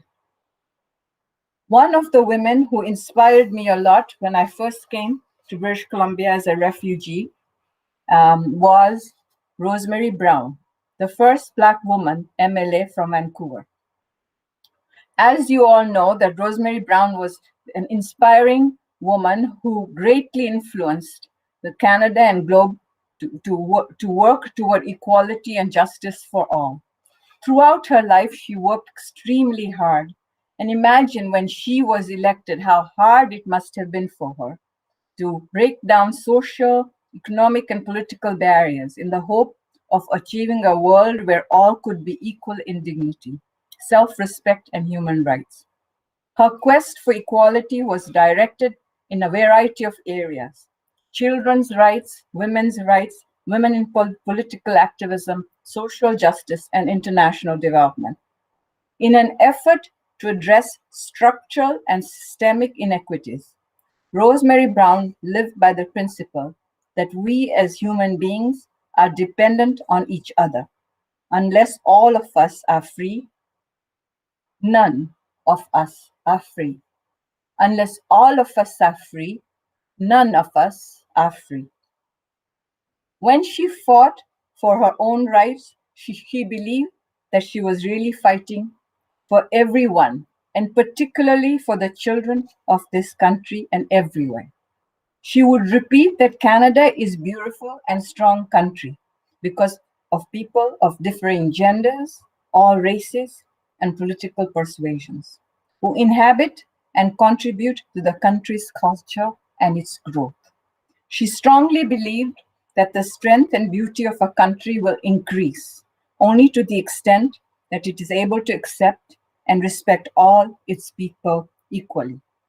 She constantly questioned the status quo and empowered others to make positive changes. She made a big impact on my life, and I often had many conversations with us as to how we, the people of African descent, can make sure there's equality for our people. I was asked by Rita and Yasin to be with you all today, and I thank them for that, because I strongly believe in the society's view that the city of Vancouver has a responsibility to recognize and need for justice and development of past destruction of African communities in Vancouver and downtown East Side. I often find that when it comes to traditional lands, non-racialized people do not always recognize that land is culture. And so when land is destroyed, so too are cultural identities, values, and teachings which were built on it. People of African descent came to Vancouver a very long time ago. Indeed, many people of African descent settled in British Columbia, and our first premier of British Columbia, first Governor General of British Columbia, Lieutenant Governor Douglas, was our first Lieutenant Governor of British Columbia. He was of African descent. So we have a long history in this province. Far too often, it is forgotten that many racialized communities have helped build Canada. We often only see the names and statutes of white people who are part of our very diverse Canadian communities and collective history. I want to share with you something that I always feel. I always pass by the viaduct, and I often think, what would it be like if our communities had not got destroyed in that area? What a difference it would have been. It would have shown that we are an established community. It would have made it possible for British Columbians to come to appreciate our culture, our real culture. And it would have been really a place for our community to grow. That was taken away from us. The other community is also known as Strathcona, often called Hogan's Alley. The neighborhood eventually welcomed many British Columbia first African Canadian immigrants who eventually settled there. Many of these first immigrants came from California around the middle of the 1800s and early 1900s and created cultural hubs of African descent around the city of Vancouver. Following too many developments and gentrification projects, and I quote from Vancouver Heritage Foundation, over the years, the Black farm population endured efforts for the city to rezone Strathcona, making it difficult to obtain mortgages or make home improvements, and by newspaper articles portraying Hogan's Alley as a center of squalor, immorality, and crime. By the 1960s, many of the homes and businesses that made Hogan's Alley what is more were demolished and replaced with the Georgia Viaduct. In 1971, the Georgia Viaduct was joined by the Dunsmuir Viaduct. While the community is still not what it once was around that area, there are plans to expand Strathcona to be used as a green space. Additionally, there is currently a temporary modular housing for homeless people. The city's newest plan, known as the Northeast Falls Creek Plan, intends to demolish the existing viaducts and redevelop the neighborhood to acknowledge the area's rich history and reestablish an area as a community hub and social environment. This is where I reach out to each and every one of you and say, let's get together and find a way where we create some of the things that were taken away from us. Unfortunately, the journey of our community is far from unique. These realities remind me of the failure to respect the preservation of all African descent communities is a failure to preserve an important part of our past, our future, and our present. But most importantly, it denies our children and grandchildren to understand what a rich heritage we have. One of the strongest ways to preserve these communities is by upholding justice, promoting development, and modeling recognition of the important roles of all people of African descent in Canadian society. As has been stated by members of the African Descent Society, that can mean, but it is not limited to public apology. But that could be the big a start, but we still have a lot of work to do before we arrive there. I strongly believe that one of the ways this change can be realized is through education, through teaching, relearning, as well as unlearning ingrained racist and behaviors and beliefs. One of the most powerful ways to show something is wrong is by openly naming it. People of African descent who settled in Vancouver and British Columbia have experienced unimaginably negative impacts as a result of the development of urban renewal projects imposed onto the communities of African descent. During a discussion hosted by the Society this past summer, I remember learning about the unique mental health struggles faced by young people of African descent. Mariam Arafati spoke about her own experience, about the effects COVID-19 has had on young mothers who have been forced to stay at home either due to the lack of affordable options for childcare, unemployment, loss of employment, or for all of the above.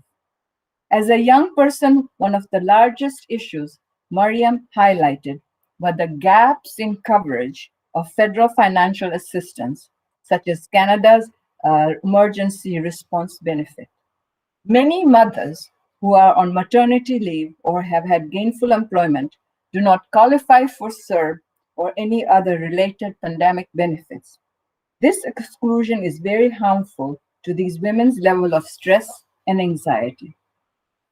What is more, even as the economy begins to reopen, many women are forced to stay home and care for their young children due to schools remaining closed and extracurricular activities being cancelled. Mariam reminded me, and she reminds us, to think of the women who are stuck at home, to think about the women who we have to look out for. This is a very important health issue. This is another reason to preserve local and traditional communities of African descent. There are more than just lands. They are open and accepting home for people of African descent and are a place where all people feel safe and supported. As we continue this discussion, I want to remind you what Rosemary Brown has said. We will never turn our backs on any struggle for dignity and human rights anywhere.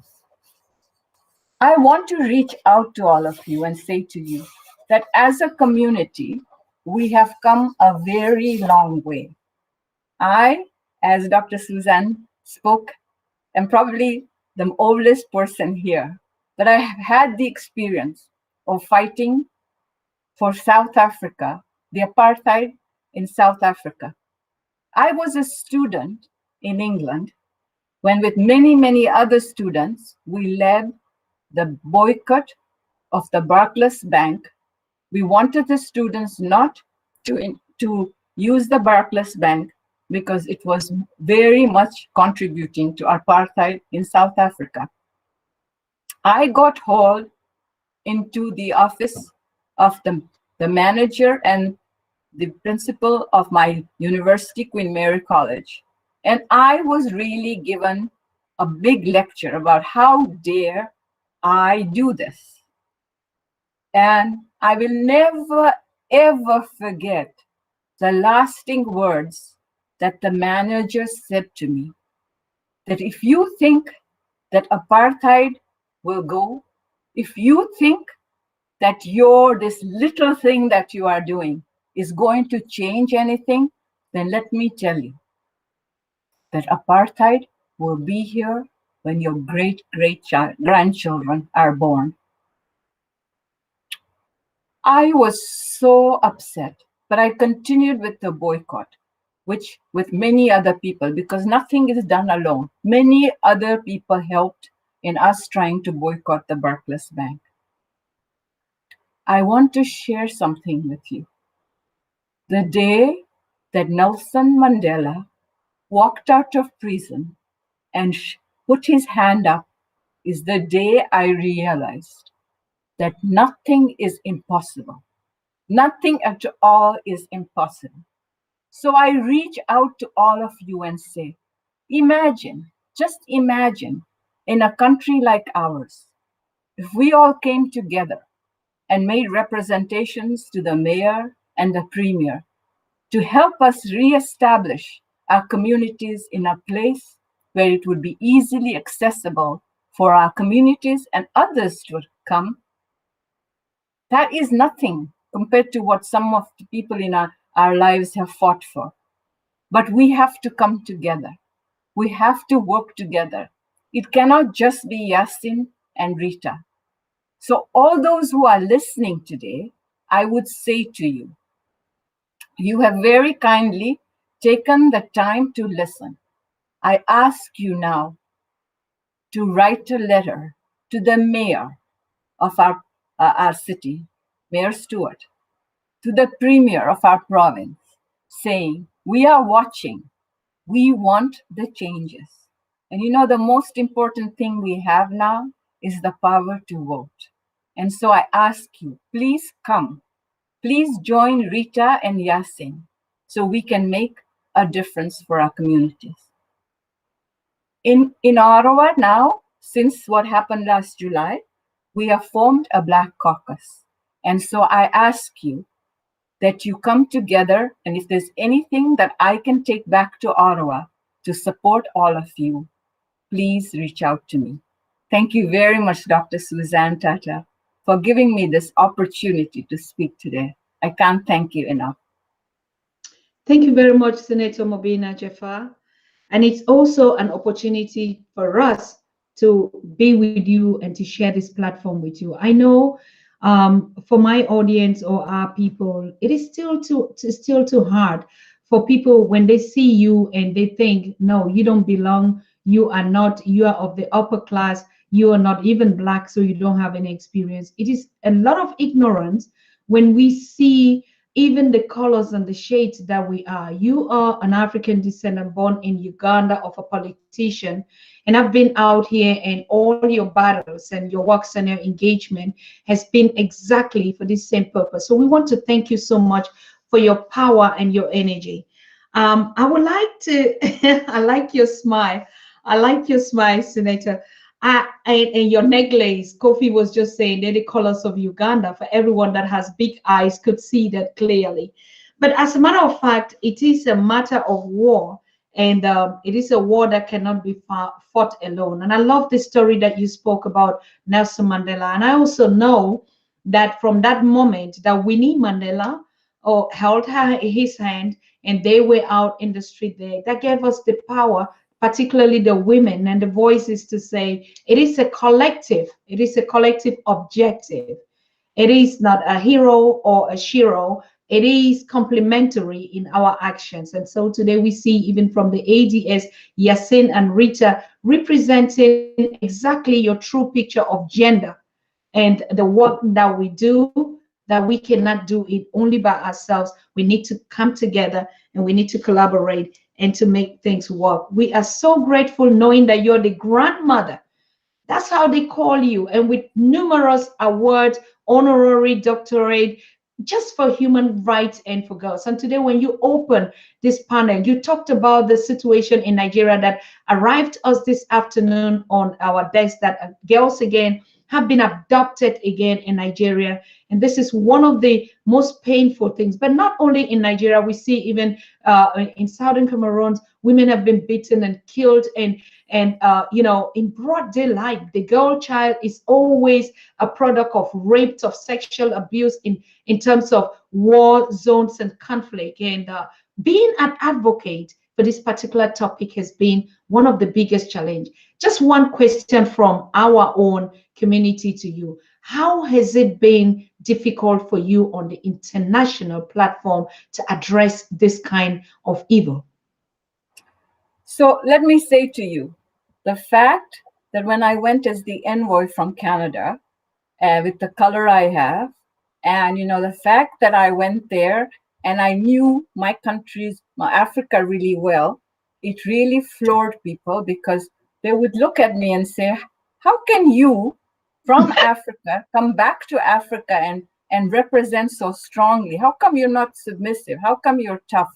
And you know, when people would say something to me, I would say, I know the history. You don't need to teach me. Let's move on.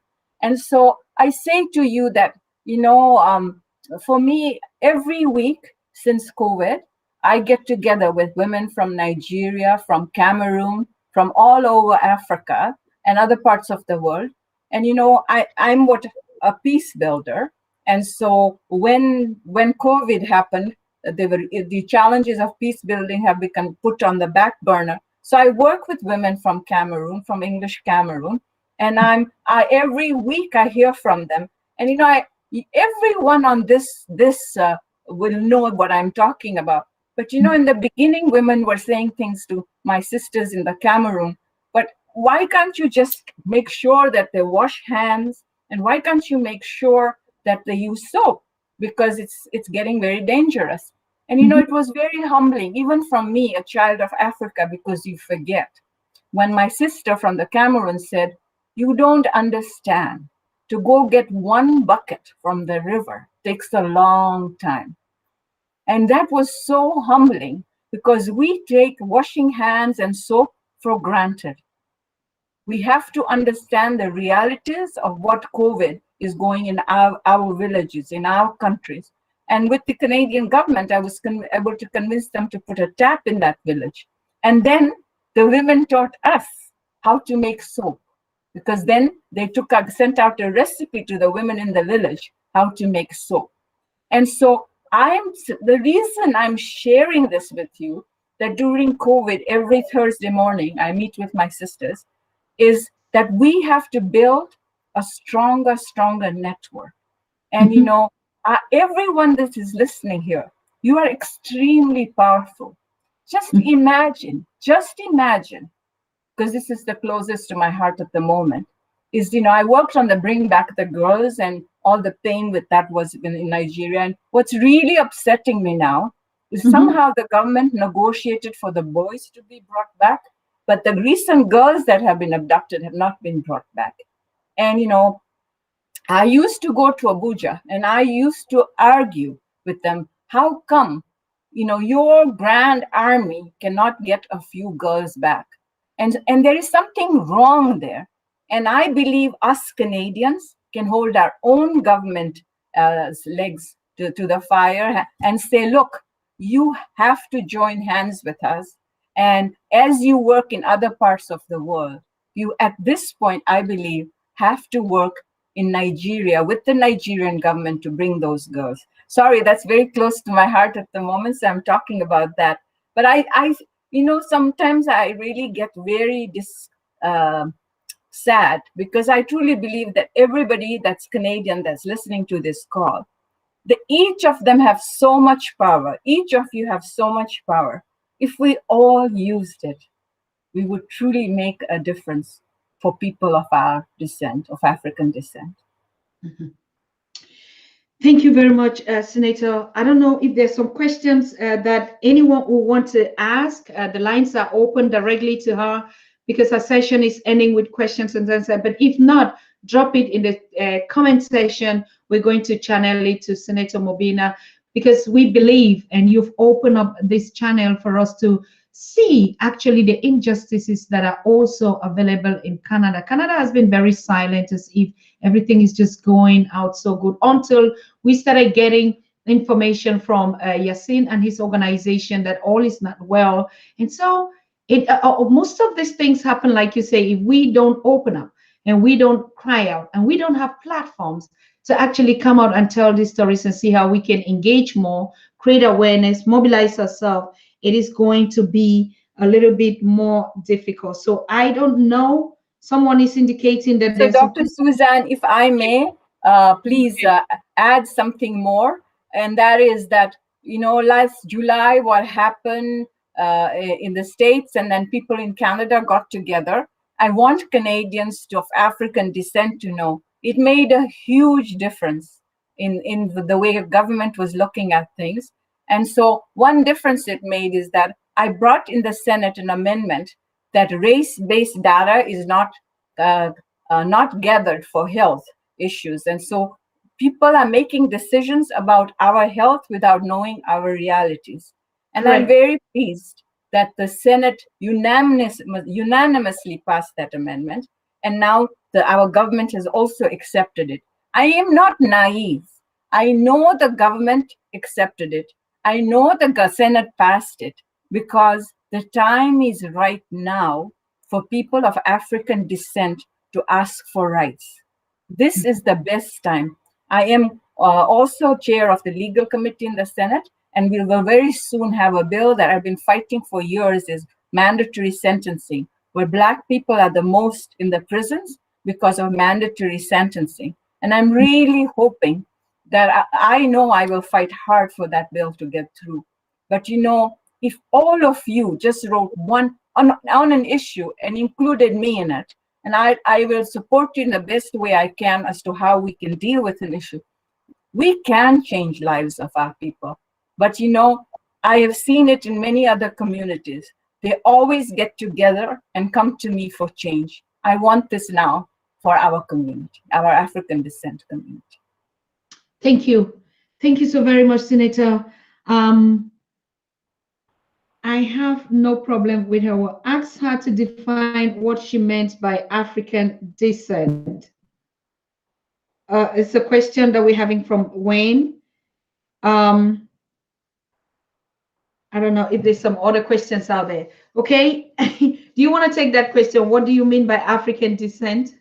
So for me, and I know I get asked this many times, because when people look at me, they look at me and say, you don't look African.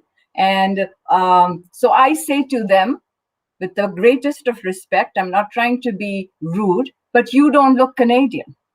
If you don't think I'm of African descent, then you're not Canadian.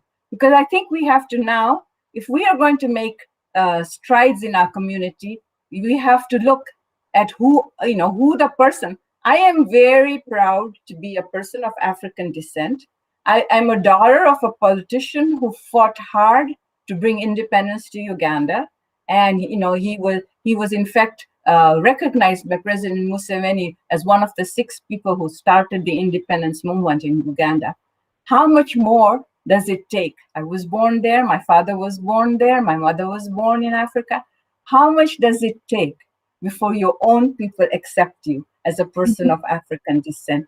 And for those who are questioning it, I'm saying to you that you need to look internally and see what you are questioning. You know, because if you think that I'm not of African descent because of my color, then I think that you think of people from African descent as a very narrow group. And I am a very proud Ugandan and a proud person of African heritage, African descent heritage.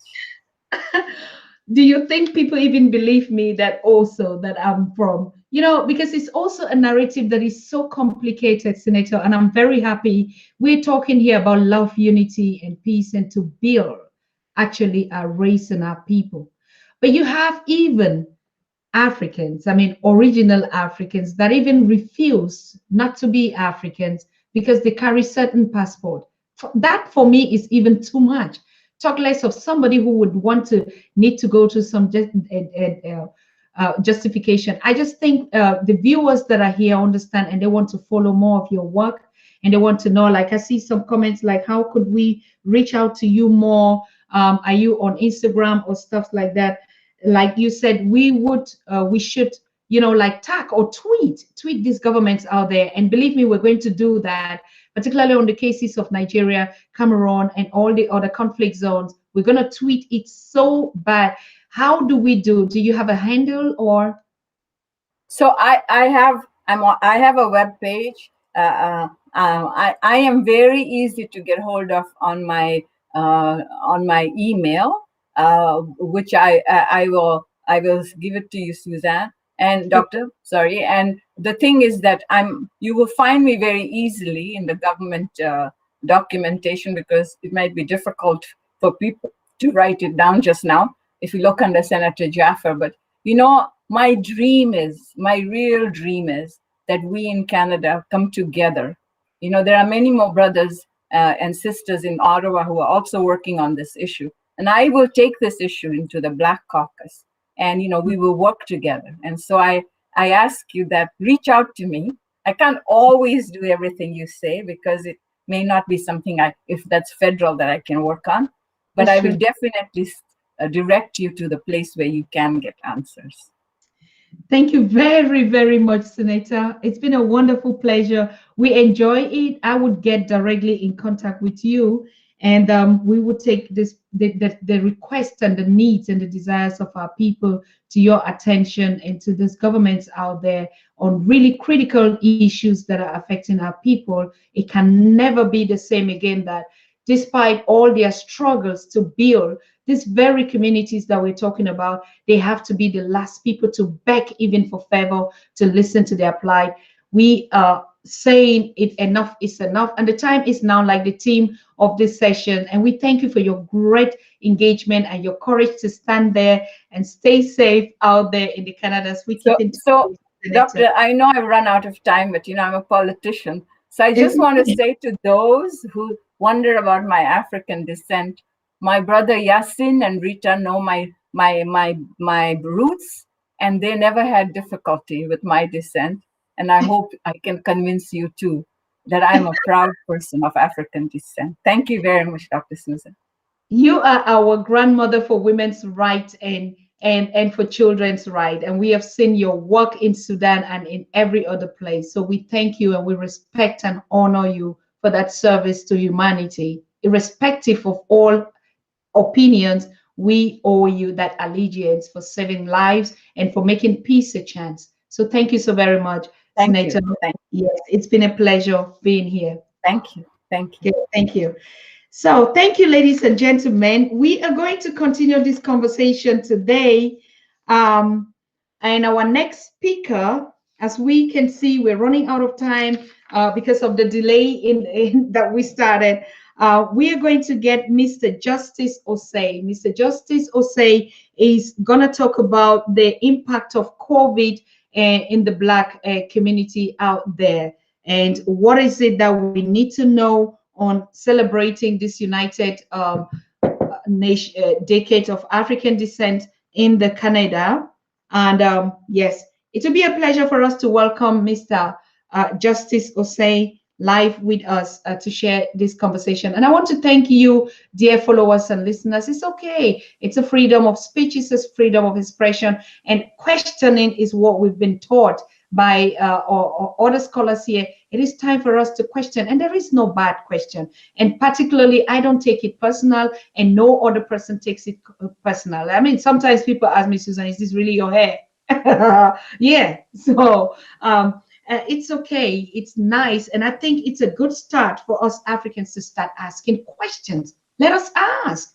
It is nothing to do about being personal or being arrogant or being racist. We've been taught to think that way, and we don't ask questions. Let us ask. What is wrong in the brothers and sisters wanting to know? Yes, and you really I was out, but it's okay. It's okay. So let us move on, brothers and sisters. We are on the same we are on the same path to the journey. It's all about us.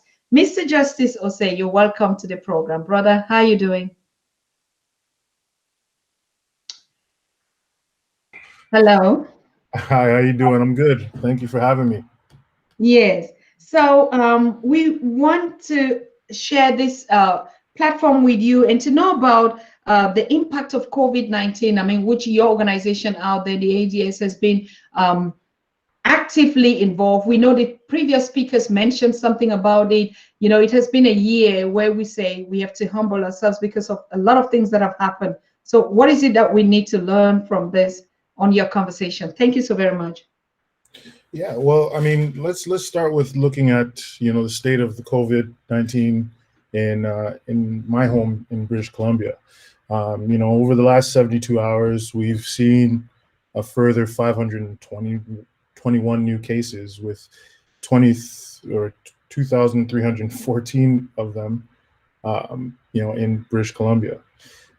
We have a total of 79,194 cases in BC, right?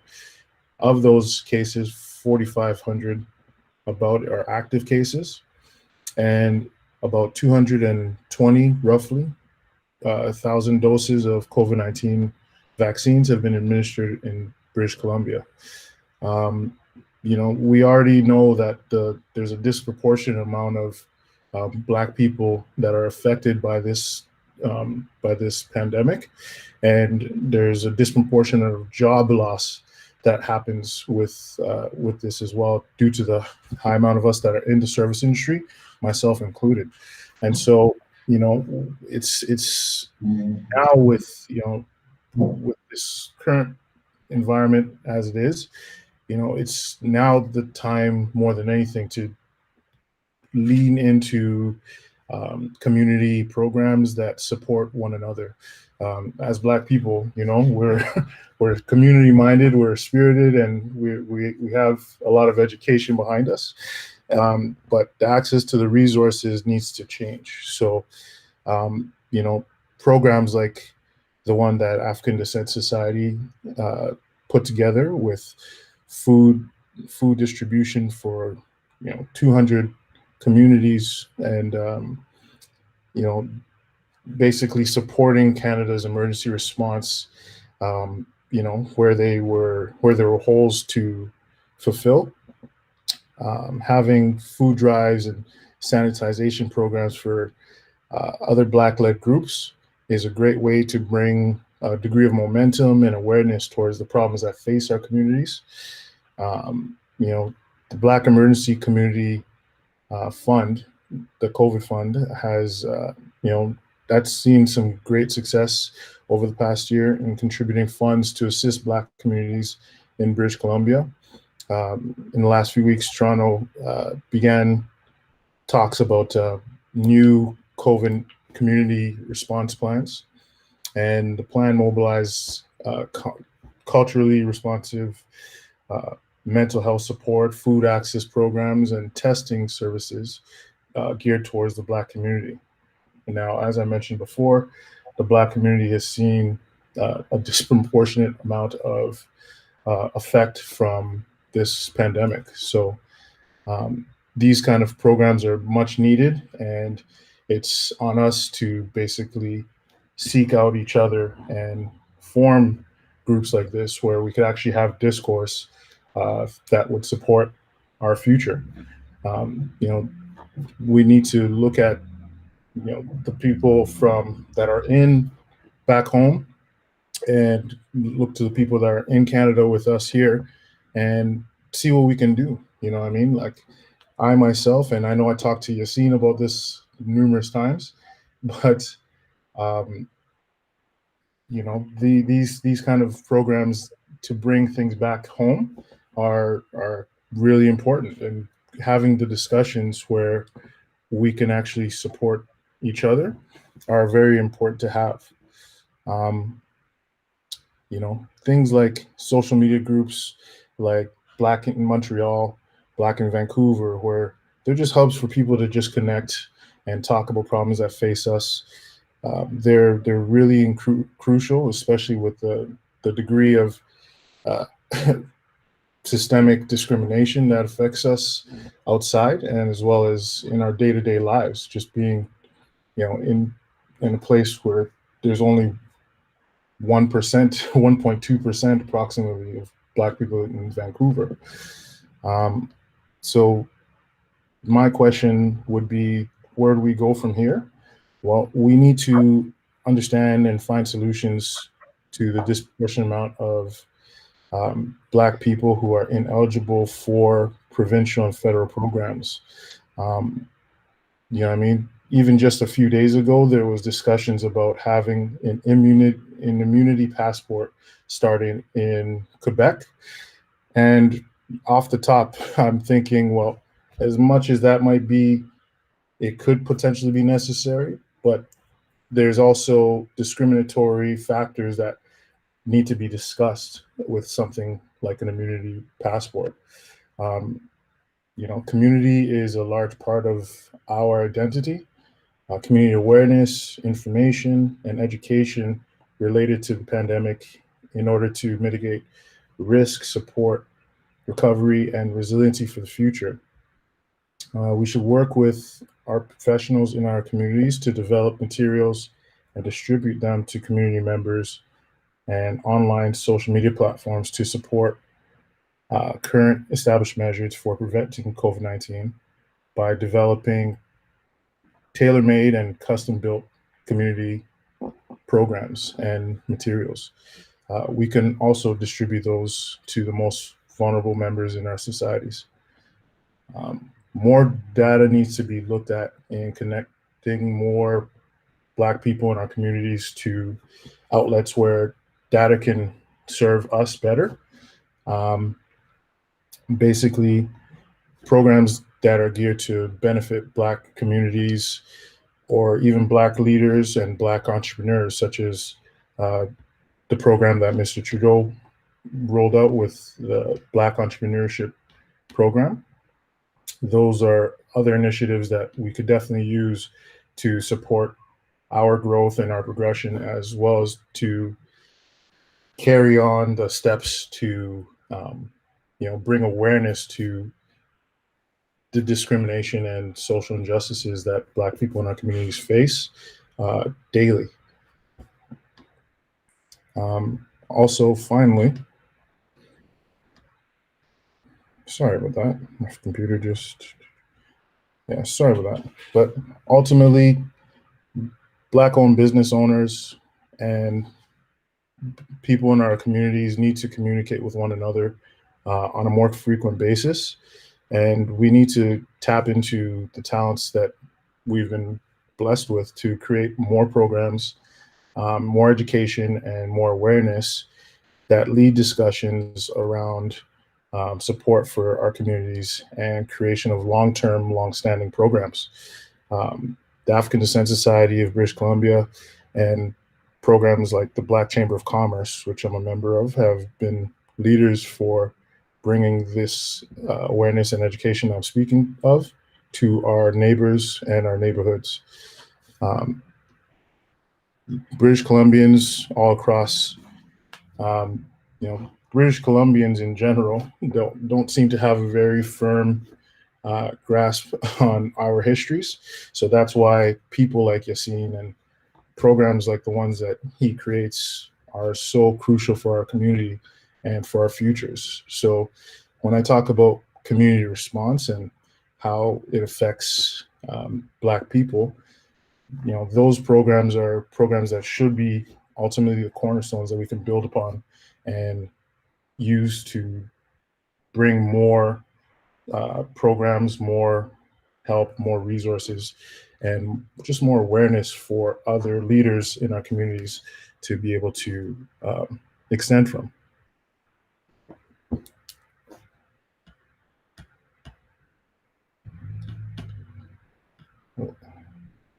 I think that was straightforward, particularly when it comes to in terms of COVID.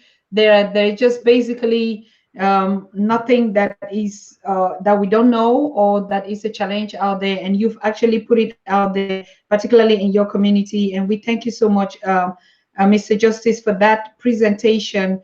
I think in order for us to really keep abreast with time, we have to take in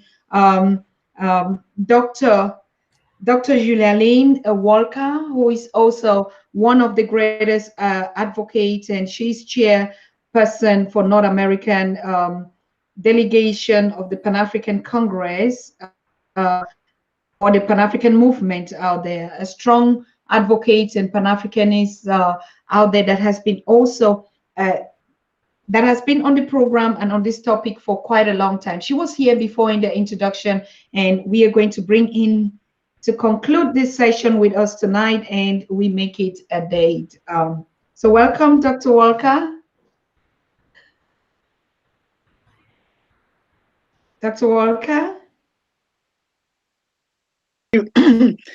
Thank you very much, Dr. Tata, and may I say I'm very appreciative to be here this afternoon, and I appreciate very much the invitation from the African Descent Society, represented today by Yasin and Brother Yasin and Sister Rita, who have presented.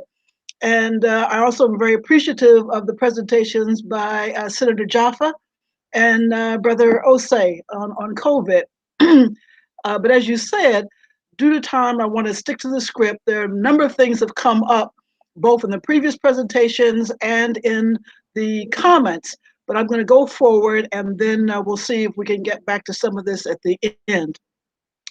But first, I would like to announce that I am speaking on behalf of the Pan-African Congress of North America, and I'm speaking from Columbus, Ohio.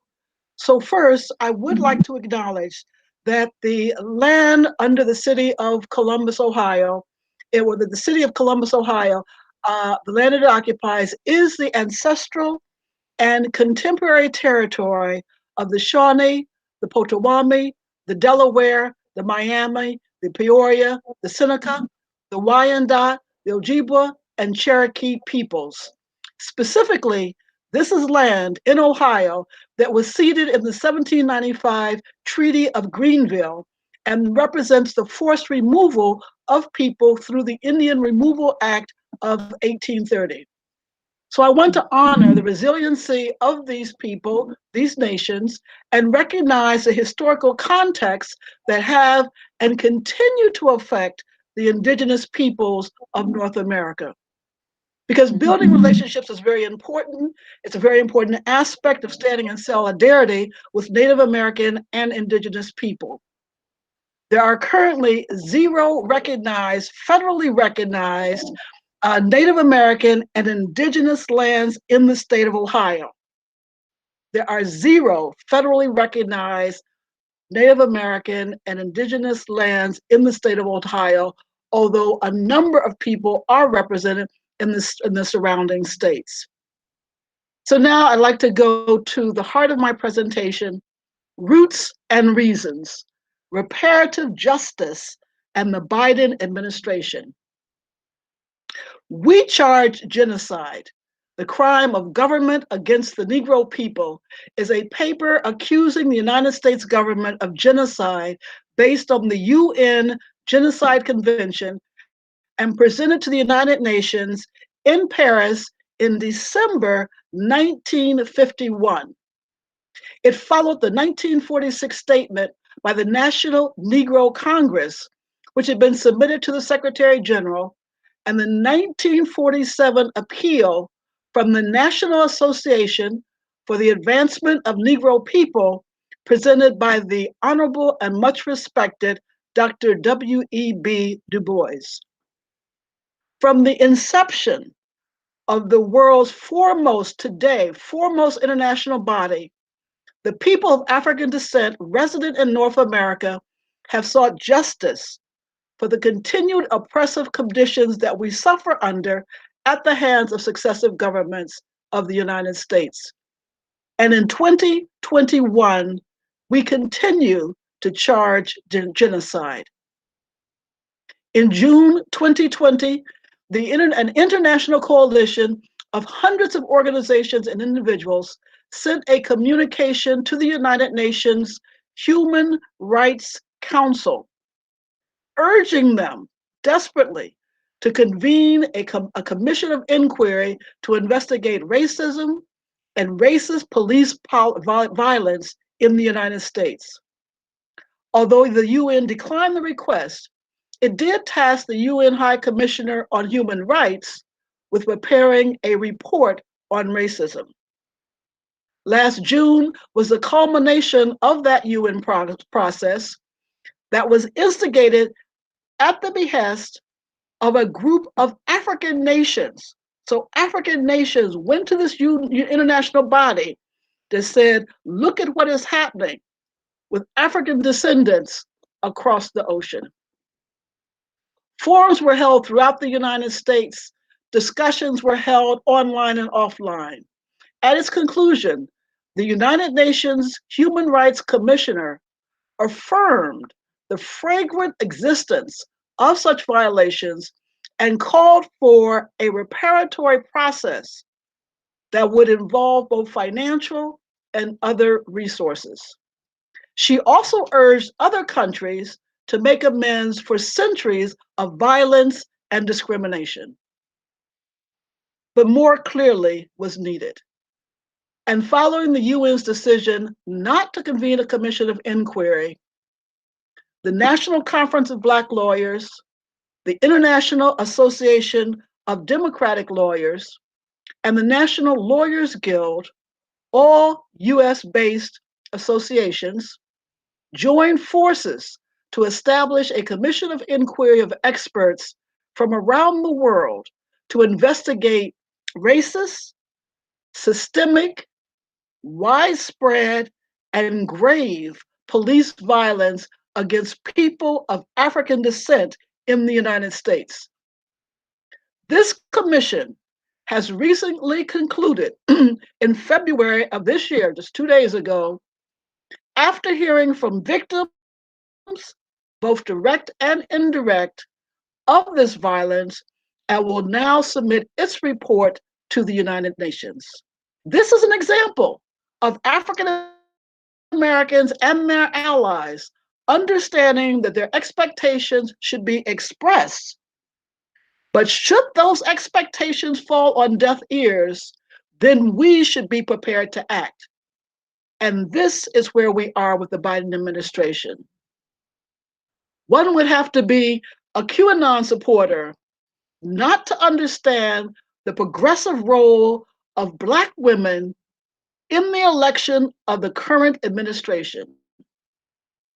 And many organizations, progressive and otherwise, are beginning to condemn what is perceived to be a short-changing of that debt. It is and it isn't about numbers. Yes, we want to see our faces, but more importantly, we want to see values and policies that ensure significant changes in the health and welfare of people of African descent in the United States. As was documented in the 1946 and 1951 petitions, we continue to experience unequal enjoyment of all human rights, economic, social, cultural, civil, and political, including the right to development and the protection of national and international frameworks. One of our major failings has been to accept the dominant culture's definition of our struggle as one being a civil rights struggle, and therefore only to be discussed within an international context, as opposed to a human rights struggle that falls within the international human rights framework. So as one of the outcomes of the World Conference Against Racism, Xenophobia, and other related intolerances in 2001, that Yasin discussed earlier, the International Decade for People of African Descent was proclaimed for 2015 to 2024. It recognizes that people of African descent are a distinct group whose human rights must be promoted and protected, with over 200 million people who identify as being of African descent in the Americas. But this is not just about the Americas, and tens of millions more live in other parts of the world outside of the African continent. So although people of African descent in America who live in the belly of the beast may have the loudest bullhorn, we have to represent and understand and learn about the people of African descent in the Middle East, in Asia, and throughout around the world. So within the decade, though, there are three main areas of focus: recognition, or the right to equality and non-discrimination and the access to justice; development, or the right to decision-making regarding the fair distribution of benefits. Let me do that again. Development, or the right to decision-making relating to the fair distribution of benefits, and the recognition that poverty is a result of social exclusion and not a personal defect. And this is as relevant for Africa and the Caribbean as it is for North America. We should still hold, even though we condemn and discuss the failings of the dominant cultures, we should still hold African people responsible for the continued existence of autocratic and personalized political power, which has been in part legitimized by the legacy of liberation struggles and has frequently produced cases of stayism, whereby leaders employ extra-constitutional and coercive means to retain power. So today, as we speak, there are over 8 serving heads of state who have spent at least 20 years in power on a continent where the average age is about 19 years. Weak opposition parties, a focus on loyalty rather than issues, constrained civil society and media, and our sister Rita talked about the media, privatized violence, that's an example that's happening in northern Nigeria, politicized armies, and intrastate violence all remain issues of concern. Post-independence elites, many of whom have sent their children abroad to study, have largely entrenched their own interests, with control of the state and its resources becoming the primary purpose of political contestation. While we should be celebrating the recent Commission of Inquiry as just one of a group of results for the decade, the reality is that with just 3 years to go, 2024, we are actually still informing people of the existence of the decade. So what can the Biden-Harris administration mean for Africa? Significantly, on his first day in office, President Biden reversed the travel ban of the previous administration, which prohibited travel from Muslim-majority and African countries, including Libya, Somalia, Eritrea, Nigeria, Sudan, and Tanzania. He later declared before the African Union Summit 2021, in his first speech to an international body, that, and I quote, "The United States stands ready now to be your partners in solidarity, support, and mutual respect." And I'll repeat, "The United States stands ready now to be your partner in solidarity, support, and mutual respect." His sentiments were confirmed by the AU Commission chairperson, Musa Faki Mohammed, and by stating that the AU looked forward to resetting the strategic AU-USA partnership. But to do that, we should insist on recognition of the role of the US government in undermining to date the democratic process in various countries historically, especially through the direct assassination of its leaders and the undermining of its economies. As there has been recent information concerning the assassination of Malcolm X, so we should call for bringing to light all that is known about the assassination of Patrice Lumumba. We should continue to call for the acknowledgement of the role of the African Union and the AU roadmap for Libya, and forcibly condemn the Western support for Morocco's attack on opposition civilians. Frente Polisario has maintained the ceasefire, made concessions to the UN process, and only responded in self-defense after almost 30 years under a ceasefire. We must insist that the United States, under the Biden administration, recognize Africa's right to freely negotiate control of its economies, especially in the areas of health, and we heard from Brother Osei, education, agriculture, and communication, especially with recent developments for regional free trade zones that promise effective, collaborative relationships. We must ensure that African and African descent countries have access through regional institutions to all appropriate resources necessary to defeat COVID-19 and its related illnesses.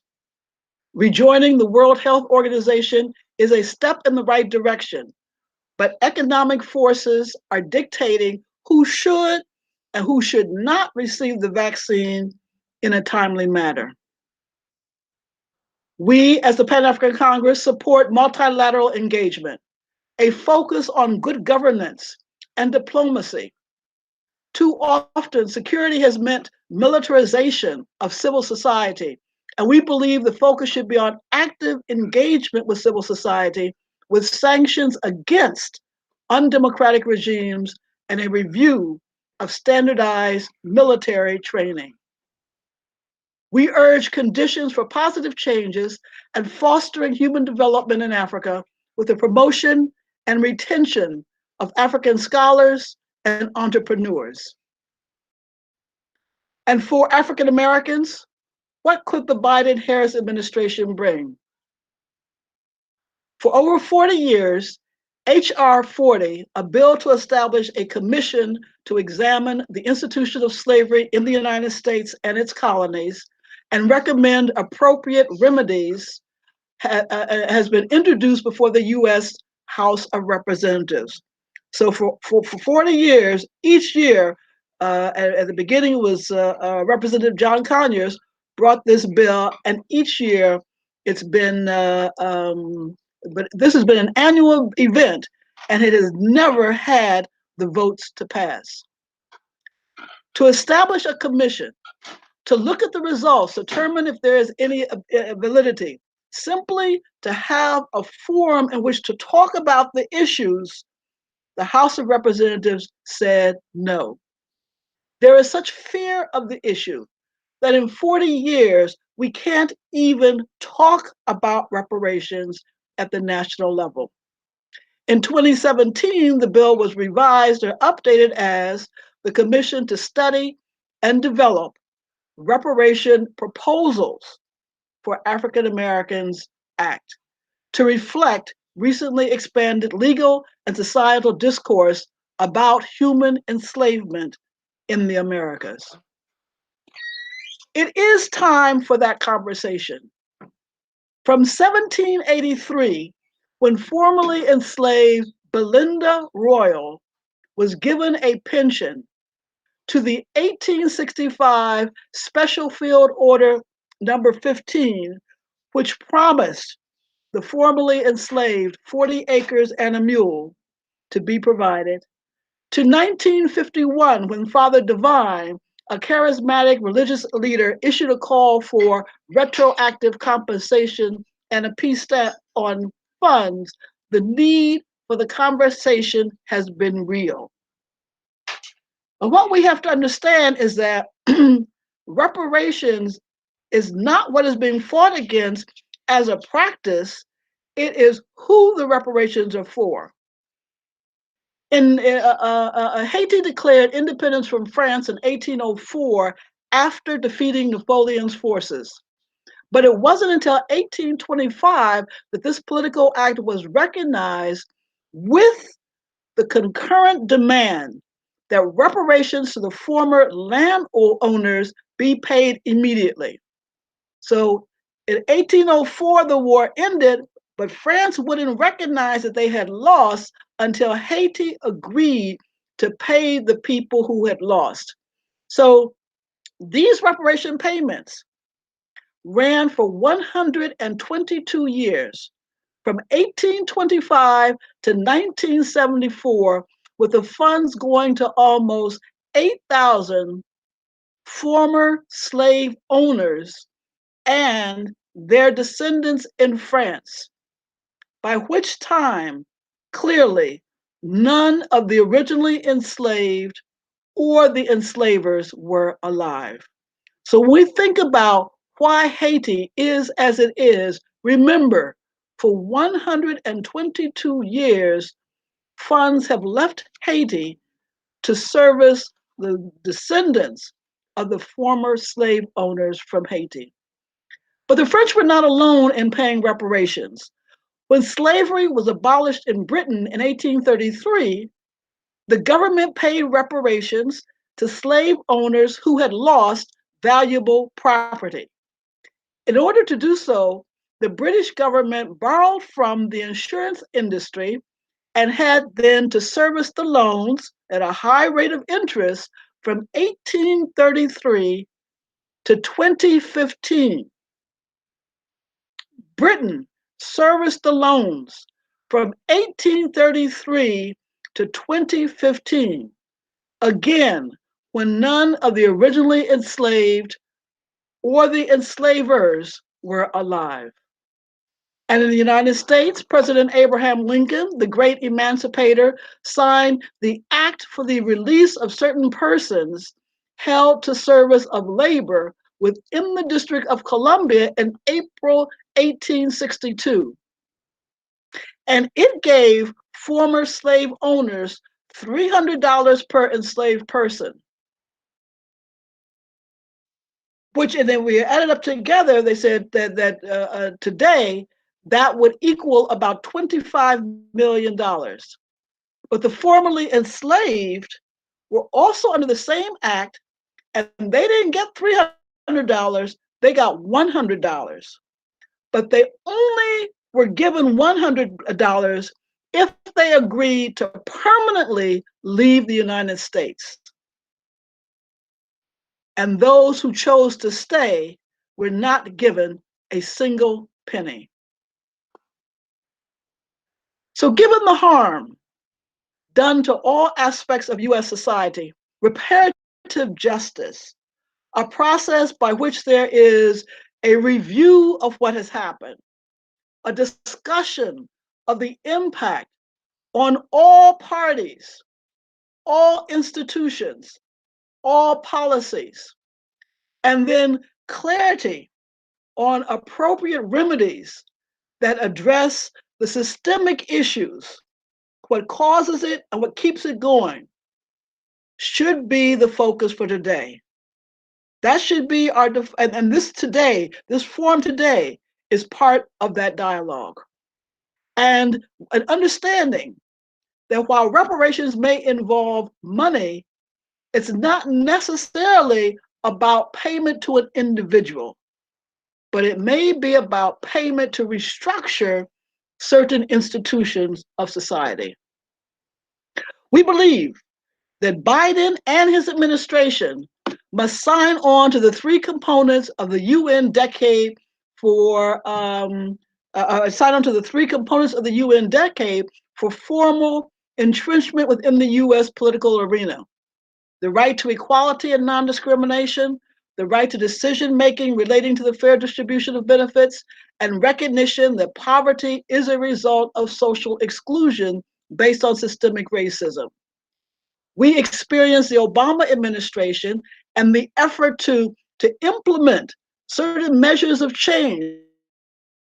There was, the hope, only to witness the rapid reversal of those changes by the last administration.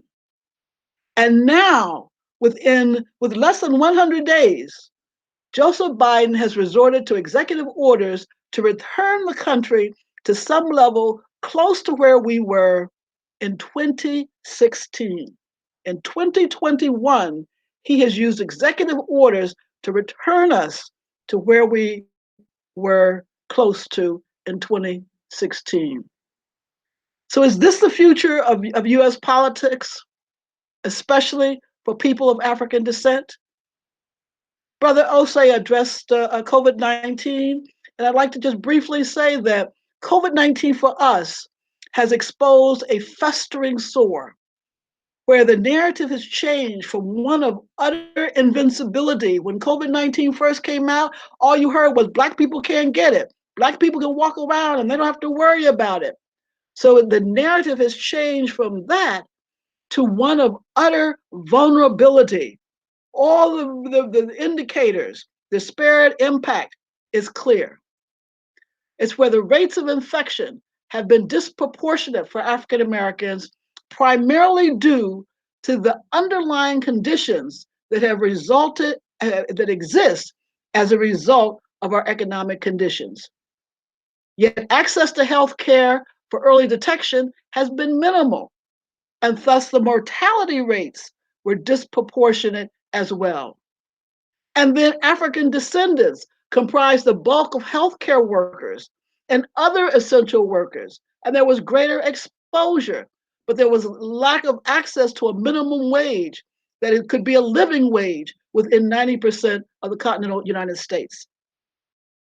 And COVID has pulled the festering, has opened this festering sore of the educational system within the United States, with the fundamental flaws that show that African American youth are guaranteed not to perform as well. Too many neighborhoods of people of color were exposed as islands with lacking any access to technology. Parents who had just lost or were in danger of losing their jobs were ill prepared to resolve issues within the educational system.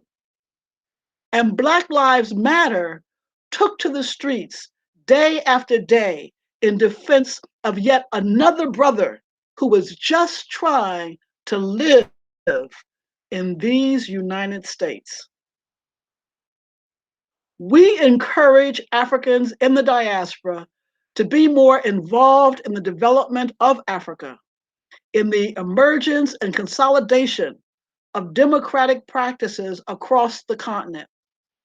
We have too many opportunities for self and group education through individuals, community institutions, and social media. Again, this forum is such an example. There's absolutely no excuse, and there are various things I've saw in the chat I was going to address, but there's no excuse for an African descendant not to be connected to a process that connects them with like minds, whatever your interests. Finally, I would be remiss to end without condemning the government of Nigeria for still insisting on what they perceive as a speedy resolution to the abduction of school children after 7 years of such abductions. These abductions of young girls and boys, and while the emphasis has been on girls, we have to recognize that young boys have been just as victimized. We really must insist that these abductions need to be resolved in a regional and international context. Yes, in 2021, we still charge genocide. Will you join hands with me in doing what we can do to end it now? Thank you.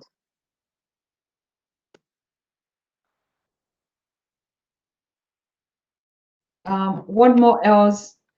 What more else can we talk about when we don't address these issues? It doesn't matter if it's coming from a political point of view. Every other system has been built on these injustices that are affecting us, whether we agree or not. We are left on our own to be able to determine what is the right way forward for us. And that's why on the Pan-African Daily TV, we say it's from us to us.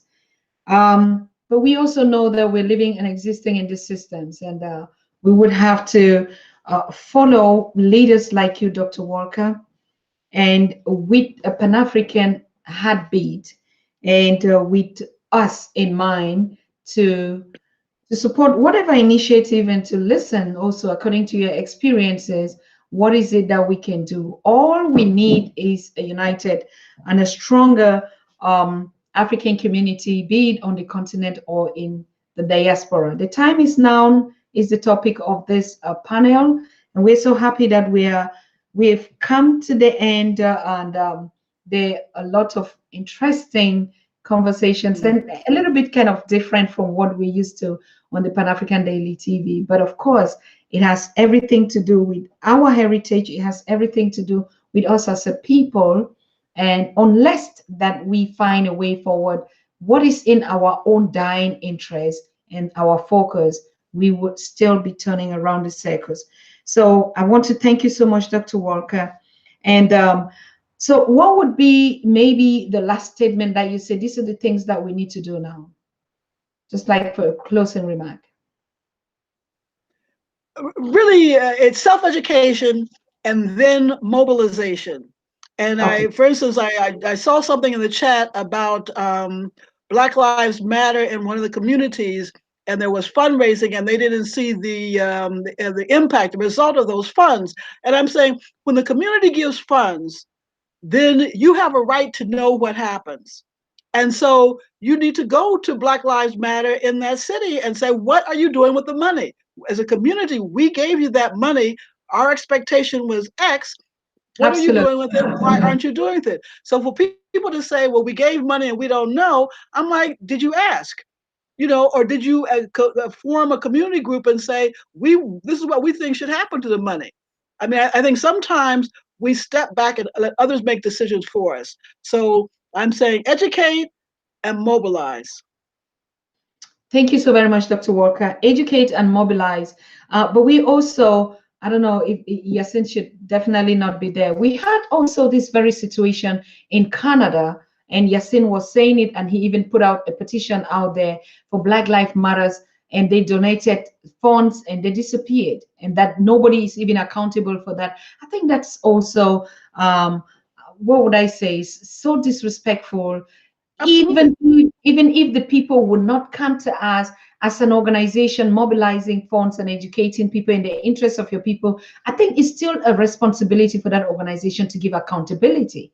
I mean, how many people would you want to go and ask, what are you doing with the money? The people believe you, they give you money for the purpose and it's community funds, and you disappeared. It's a shame. Honestly, it is a shame. And we saw that petition that Yasin launched out there, particularly for the Canada group. Other groups, I don't know, it's not really my take of that kind of thing. But we just saying, if it Africans that we are doing our things, we are responsible, we are accountable for it. It's not even a matter of. Dr. Tata, let me Yes. jump in. Let me Yes. say that in all fairness, I would like to say that all activists are honest, principled people, but that's not true. There's some crooks and then some shysters up in the liberation movement, and we know that from history. There's some people who've done us in. You know, we know that. So I'm not saying that everybody. What I'm saying is, as a community, we have the right to demand accountability. Correct. And so, when we hear something, we see something, we have to say something.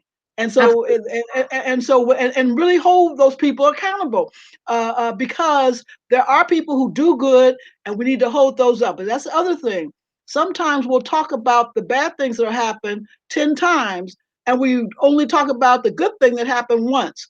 So sometimes we have to hold up the good so that people understand what their alternatives are in providing assistance. Okay. All right.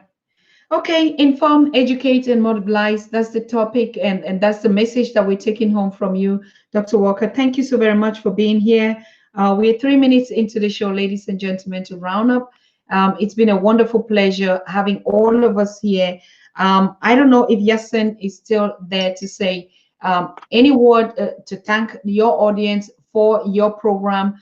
And but it has been a wonderful session. If he's not here, and we'll be rounding us as well. I want to thank all of you for your comments. Those, Yasin? Okay, so we take Yasin to give a closing and a thank you address to your audience. And you actually were the one that launched that campaign on your Facebook of the missing fund Black Lives Matters. But just keep it short. We have just 2 minutes to close up the show. Yasin? When the issue of George Floyd, the whole story started with the murder, the murder of George Floyd, and it brought international concern, whereby a younger boy here started a protest in support of the murder of against the murder of George Floyd. So this incident, when it happened, we advocated. Our organization started raising campaign, inviting people to come to the rallies, and accidentally, I thought that Black Lives Matter also was part of those events. So they said no. They said no. We are not protesting for the murder of George Floyd. So a lot of people thought the event were organized by Black Lives Matter. So they left right and they say no. We are not part of those events. However, it was surprising that they set up a fundraising campaign. When they set up the fundraising campaign, it was a target that there was a public sympathy for the murder of George Floyd, and people paid quite a lot of money, up to $500,000. And then there is another group called Organizale Society, which is both of them are collaborating. They also set up a GoFundMe, and they also raised $500,000. So if you look at that money, it can feed every member of, even if it's for LGBT society, even if it's for immigrants, even if it's for African organization. There are 55 African associations in BC. There are 18 Caribbean associations in BC. There are about a single group of African American here in BC. Every society could have get a piece of that amount of money. $1 million is huge. And then, in fact, there is not any in the history of BC for African descent community ever got that type of support. So, but it won't disappear. When I did investigation personally and our organization, a lot of younger people come to our offices, a lot of them, and I think in July you saw a lot of younger people. Some of them are single mother, others they from the LGBT communities, and they say, have you reached out to LGBT, I mean to Black Lives Matter for support? They said that they don't have office, they don't have address, it's not a, when you search for the registration in the government, it's not a registered organization. And then I went to school with some of those folks. I asked them personally. In fact, I asked someone whom I know is a member and was behind the campaign. We went to school together to the University of British Columbia. I asked him, brother, where is this money gonna go?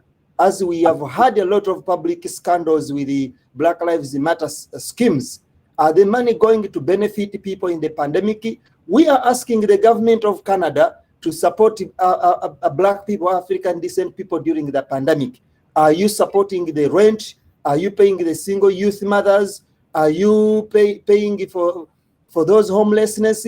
And it was completely, none of them could be answerable. Until I reached to the founders of Black Lives Matter Vancouver, they said, we left the group for a long time. We are not around. We are no longer associated with that group. We don't know even who is behind it. So I went further, and until I reached to the 3 people who were behind the group, and they said, we are not responsible for the money. And then I went again until I reached to the last person. He said that the money we raise is to fight defunding against the police. Fighting defunding the police for how and in what context? So that one, it disappeared until now. If you have been following COVID-19 and the Black History Month, that on the issues of affecting Black people, African descent people here in Vancouver. Even our Black judge, African descent judge in the High Court of Canada, is battling with the issue in the courts of law for conflict of interest, because he was supporting the African descent communities, including the Black Lives Matter, but they could not raise money to support the lawyers to defend him in the court. So then we're asking for, is the money went to support people in jail that Senator Mabina Jaffa talked about? They said that what we heard, that the money, it was shared within those groups and disappeared. But the question is today, how does the public going to look at us, where the dollars have gone? One of the examples I need, and I can tell you that a younger student from Zimbabwe and another student from Jamaica, then they have managed to raise about $300,000 to $200,000 themselves. And they have been reaching out to each and every student, every African descent person, at least with $100, $200 food. And they have done all this work. Where is the such fund of $1 million that could have purchased a culture center? It can purchase a 2-floor lease, a whole property in Vancouver. It can go to Hogan's Alley there and Strathcona and lease a full 2-floor or 3-floor lease or a whole building lease. There is no any a space where Black Lives Matter should be found. And they said that they don't operate in space, they operate on Facebook. That's how they ended up this situation. Okay. Yeah, I think whatever. That's not a topic, and yes, that's not even our vocabularies anyway. So yes, what would you like to say about this session for today and for the audience? And we're closing up. Just first of all, I would like to really appreciate for Honorable Senator Mabina Jaffa, the great Pan-Africanist, president of the Pan-African movement, North America, Dr. Julian Walker, and brother Justice, the CEO of Cornerstone as Logistics and Security Service, and Rita Bule, who's been behind the event, and of most especially also the Pan-African Daily TV, Dr. Susan and the team, the editors who are working on this television. That thank you so much for the great opportunity. So a lot of inspiration that as always we have learned from Dr. Julian Walker, very knowledgeable on the African continent. I always tell people that she was not born at the continent, but she's way much knowledgeable than any person born at the continent there. In every situation, in any angle about Africa, Julian Walker and Senator Mabina Jaffa's contribution much appreciated, and we would like to partner to work with the Pan-African Daily TV, Pan-African movement, Julian Walker to revive this idea and extend the ideas of Pan-Africanism, Pan as people of African descent together. And I think that is what I would like to leave tonight, and also people to follow African Descent Society online, the African Descent Festival coming up soon. But we are calling unity. The unity, Nelson Mandela, Ghanaian president, he said in Nkrumah that African, we must unite or we perish forever. And if you listen our leaders today, all their comments, all the statements, all the suggestions they have made, situation is in Nigeria. People are suffering from Nigeria. Senator Mabina Jeff has been a single Canadian person. If you say that she's not an African person, she led the movement of bring our girls worldwide from Canada. She's been on protest on the street since 2010, 13, 14. She's been addressing these issues throughout until right now, in the presence of 55 African associations in BC, with the Nigerian huge community association, we have not been able to stand and say, enough, Nigeria. Thank you so much, and please let us keep this fire burning and keep the unity and the message across. Change will come when we are united. And thank you so much. Thank you so much too for your work and your engagement and your encouragement. Yes, we are all saying the same thing and we're singing the same song. It is a song of 2021 decade for African people worldwide, for Black people, for melanated people, you know, for people of African descent. There is no other way we can do it, and we're not going to stop until we get there. It is our journey, each and every one of us. And so your contribution has been well received. It is also our duty to collaborate and to bring your work to the platform that we're doing, just like any other one. So thank you so very much for your team as well, Yasin. I mean, I appreciate you. Rita, wow. I mean, she's been putting up all the speakers and collaborating and communicating with Patrick and Naisha for this. Honestly, I had to be on the Rev Shock show tonight, as you can see, but because of the delays and the technique and the importance of this session here, even on Juliet Ryan show, so we can do everything. We have to take one thing at a step. So we're rescheduling, and I really apologize on Rev Shock and the viewers that were expecting me on the show tonight. We already posted, so we're gonna reschedule. That's the way it is. It is how it is. So all of us on the same perspective for motherland and for ourselves. So we wish you all your attendance a nice time. I want to also thank my commentators. I mean, it has been, we are diverse, we're different, but we're unique, and all we are fighting is for one thing. So yes, it is all right. We're fine. We know what we are. I mean, Africans really just know who they are and what they want, and they don't want any mess up again, which is already accepted.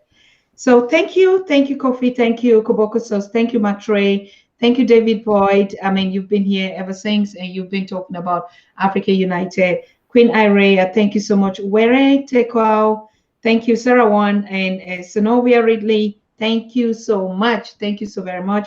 All of you that have been here up to now. Stephen Hill, I see you, and your comments were very encouraging. Ibrahim, thank you, and Abdul Legane. I don't know, but of course, I usually would like to spend this time to really recognize your engagement, being here all the time. Trey, thank you, Ray, Ashe, David Wine, brother, thank you so much. I mean, for being vocal, being straight to the point. It's all right. Yeah, CGH, Ben Harry, Kiwi, Kiwi, I don't know what I call it. I mean, brother Yasin, you've been seeing all this. Oh my goodness. And I like this comment from Weretaku, who said LGBT is not our fight. Of course, these are all distractions. They are not even a terminology here. David Wen also made a very, yes, Black Lives Matter should not be used to advance the LGBT agenda. That's very correct. I support that also. Nema, Nora, thank you, all of you. Ben Harry, thank you. I said it, okay. And yeah, did I forget anyone? And even those that are watching on Facebook, I want to thank you for being here on the Pan-African Daily TV Facebook page as well, on my private accounts and other social media accounts. Patrick, thank you. I know it's 1 a.m. out there in Kenya, and you're still up, you know, watching the checks and trying to keep us on the under the same spirit of Ubuntu. I like this. Yeah. I like family so much. Kalena, thank you, my queen. Thank you from the UK. I know it's really late out there for all of us, but what more else can we do? What more else should we do? We don't have anything to do. Those of you out there in In the US, I know it's afternoon, even there in the Canada, but also in the other side of the coin, particularly on the continent, it's really midnight out there. So yeah, we thank you. We thank you all so much. We have to keep the spirit going. We should tirelessly not refrain from this, irrespective. I see you make comments like, yeah, Susan, tirelessly. Hey, I enjoy every the reason why I should be here. All of us are contributing. It is nothing like somebody is laboring more than the other, or it is a kind of like, oh, you're working too much. No, it has to be a passion. It has to be something that burns from our heart. Even if we have to stay here for 24/7, how many decades have our people and us going under trauma, all sort of inhuman abuse and treatment? What much more does it take us to take a 3-4 hour session and to handle these things, our challenges? We have time, and it's time now to fix. It's not just time that we come and hang around and do other things. So time, yes, it's okay. And I thank you also for that support. Yeah, suffering on my mind. Thank you. And Yasin, thank you so much. So Thank you, Honor. me Yeah. and my team, Iya, Tumi, Kasarim, Naisha, and all of you, say thank you to all of you. Good night, and we see Yeah. us tomorrow. Yeah. Bye-bye. Thank you so much. Bye bye. Bye. Thank you.